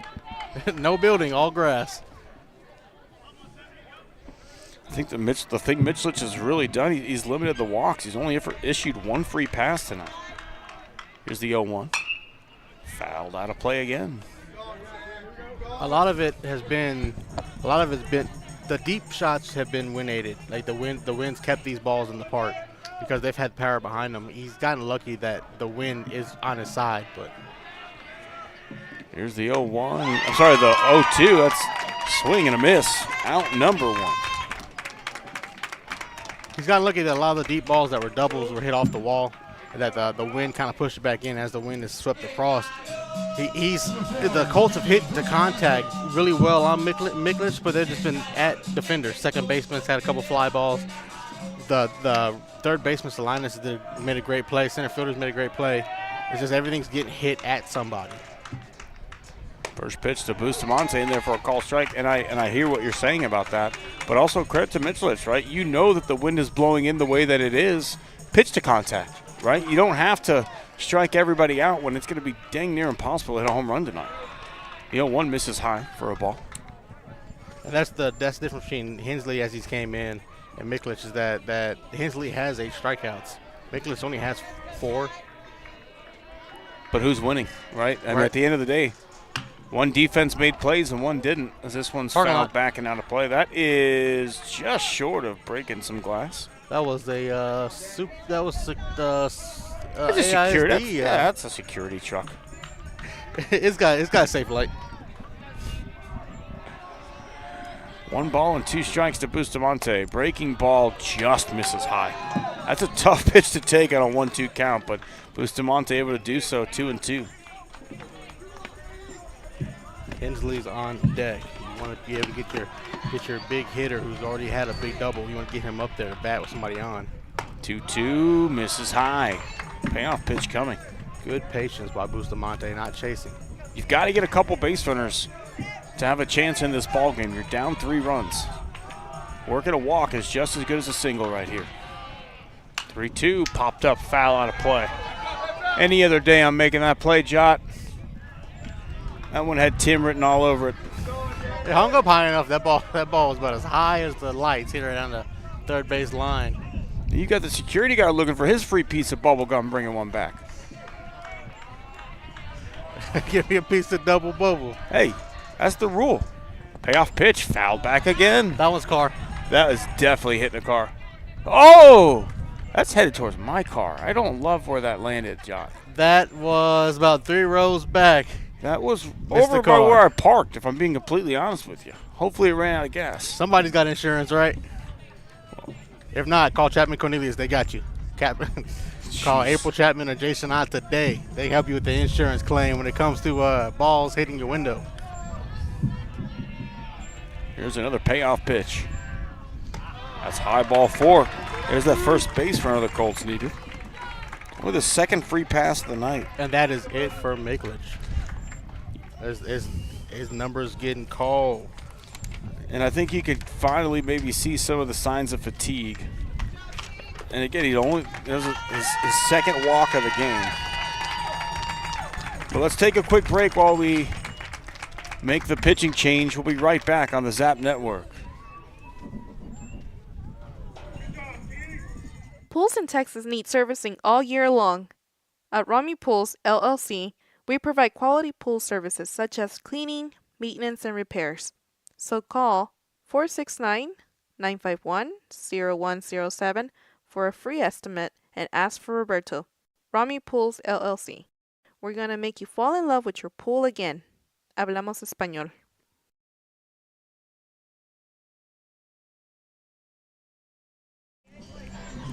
And just like that, that signal from the coach is a sign of a pitching change. The next time you need signs, banners, printed shirts, or any other printed material, Ega Signs is the local printer to call. 817-617-2229 is the number, and tell them that Zap sent you by.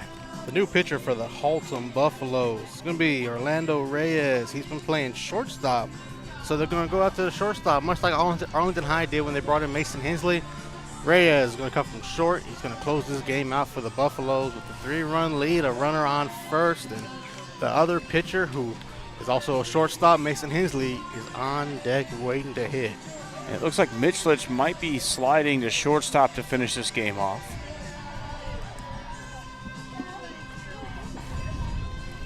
Reyes does not seem to have the velocity that Michelich does. We'll have to see how the Colts react or respond to maybe more of a breaking ball guy. Michelich has some thoughts on how to attack this Colts lineup after keeping them fairly quiet for 6+ innings. Michelich said he's going to end the game with that's only his second walk that he surrendered. Both were to Bustamante. So good job by Bustamante. He's had some fielding errors today, but he had a good job at the plate getting the only 2 walks for Michelich. He gave up 7 hits Well, other than that, he kind of kept the Colts quiet after that big run, big 2-run third inning. First pitch to Hensley misses low and away. Again, this is the Colts lineup that dropped 10 runs on this Haltom team on Tuesday. So, you know, again, tip your hat to Michelich for quieting those bats. 1-0 is on the outside corner, a call strike. Reyes going right after Hensley. 6-3, the Colts are trailing. Runner on first base, one out, bottom of the 7th inning. This one hit into the air. Should be playable down the left field line. Wind is wreaking havoc and dropped, but in foul territory. They're going to call that ball foul. He was on the line, but the ball landed foul when it bounced out of his glove. The feet were left of the line when he touched it. It's really a break for both teams, right? Like if you're a Haltom fan, you wish he made the play, but also you're glad he's in foul territory. If you're an Arlington fan, okay, great, he dropped it, but you kind of wish he was in fair territory, so it would have been a hit. But either way, you get another at-bat or another chance. 1-2 the count, misses inside. And fans, after this game, you can keep an eye over on Zach and Dad Pops are over at Grand Prairie, where the Bowie Volunteers lead 12-6 in the top of the 6th. Runner on there, 2 outs. Breaking ball on the outside corner. Called strike 3. That's the 3rd time today that Hensley has gone down looking. 2nd strikeout of the inning for the Colts, and now they're down to their last out. Matt Wynn hoping to do some damage. He's swung the bat very well tonight. He lined out to 3rd, lined out to 2nd. Just needs to find a hole with one of these line shots. And I feel bad for Hensley because 2 of the strikeouts were on inside pitches that ran in on him. That one was outside. They're all questionable calls, but with 2 strikes, you got to protect the plate at some point. With the way he was swinging the bat early, he had the big line drive, foul ball that was almost cleared. He had the big double off the wall to lead the hitting for Arlington down to 350. So you got to swing the bat. You can't just look at it. 1-0 to Win is in there for a called strike. Catches the top of the zone. Arlington fans have not been fans of this strike zone tonight. Fans, stay tuned to the post game, the John Roofing post game. We'll go over all the stats. This one hit high into the air, playable. It's Michelich, that's short, putting it away for the 3rd out. Colts are going to fall 6-3 in this one. We're going to take a quick break. We'll be right back for your post game show on the ZAP Network.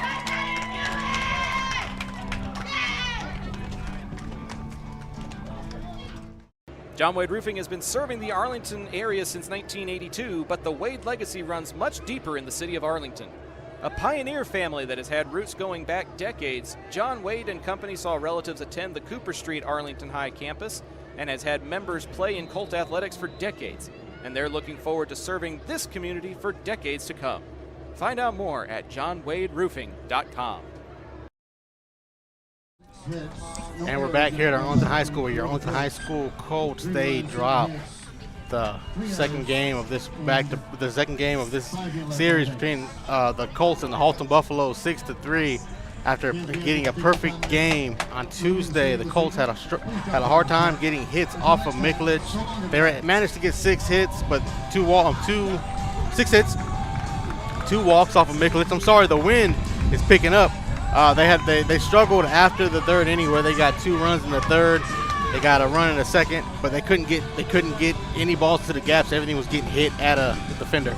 Yeah, the defense is the story of this game. At the end of the day, the Colts made 5 errors tonight. Really came back to hurt them where, the Buffaloes made every play that they needed. Michelich was not striking guys out at the level that Hensley and Alvarado were for the Colts. He allowed his defenders to make plays behind him, and for the most part it worked. No errors defensively for the Buffaloes, 5 errors defensively for the Colts tonight, and that's the big difference. Michelich goes 6 1/3 innings, then moves to shortstop and makes the final play of the night there. At the end of the day, the win was a factor, and for the Colts, there were some balls that probably would have got out of the ballpark on a different night, but they didn't tonight. But at the end of the day, you have to tip your cap to Michelich for Haltom because he understood what we're all playing in the same conditions tonight. No one's going yard tonight. let's attack the strike zone, trust my defense to make plays behind me, and they did for him, and that's why they ended up winning this game 6-3 tonight. The Colts were trying to hit everything in the air. They're trying to hit everything deep. They had plenty of chances to do that. Alvarado had a deep double down the left field line that on any other night would have been out of here. Hensley had a deep shot, hit off the 350 sign out there in right center. Then he had missed a foul ball that was so close to being a home run. Like I said, on any other windy night, Mikulich did a good job of pitching the contact while the Colts were just trying to get out of there, and they were chasing too many balls in the infield. Fans, we want to tell you about our post-game sponsor, John Wade Roofing. John Sr. played for Arlington High School, was a team MVP in 1976. He also played for TCU and UTA, earning all conference honors and conference champion honors. After a stint with the Houston Oilers, he started roofing in 1982 and never looked back. His legacy on the gridiron is now matched by the legacy the company has built in the community for over 40 years. So next time you need roofing needs, gutters, painting, solar, or more, call a family that does more at 817-265-5520. Yeah, want to thank John Wade for sponsoring the post-game show, for sponsoring the broadcast here tonight. If you had to do a player of the game for the Colts tonight, John, who would it be? I would probably have to give it to Mason Hensley, just the way he pitched in relief. He came in a tough situation where the bases were loaded. He did walk in those 2 runs, but he settled down. Most of the earned runs tonight were on the defense more than they were the pitching. Alvarado had a hard time. He was pitching to contact as well, but Hensley came in, kind of kept the Colts in the game with his pitching. His big leadoff, his big double in the first inning, it's got what the Colts hitting going. So I would give it to Mason Hensley, but it was a rough game all around for the Colts when it came to fielding. There were some bright sides out of it, though, and they have something to look forward to next week when they're here Tuesday, March 18th, versus the South Grand Prairie Warriors. And Zach on Productions will be here. Either Zach, Pops, me, or Tim. One of us will be here covering that game, bring you all the Colts play-by-play action. I won't be here for the Tuesday one. I'm going to be a Friday-only guy on this broadcast season, Jot, but it should be another great game. I think the Colts, as you said, they had a chance to win this one. The main difference, that 10-batter third inning with some defensive lapses and several walks. So all in all, you have a lot to take from this still early in the season. I think I saw a lot of great things out of this Colts lineup. And, again, on a different night with less wind, who knows? There were at least 3 balls that should have got out of this ballpark. And that's going to be it from Arlington. With 3 balls that should have got out of the ballpark, the Colts weren't able to keep up with the Buffaloes. Buffaloes win 6-3. They split the series with the Colts. Colts next week to take on South Grand Prairie. Tuesday home. Friday will be at South Grand Prairie. So we'll see you then. From all of us here at Zach on Productions, thank you for being with us. And as always, kick 'em Colts.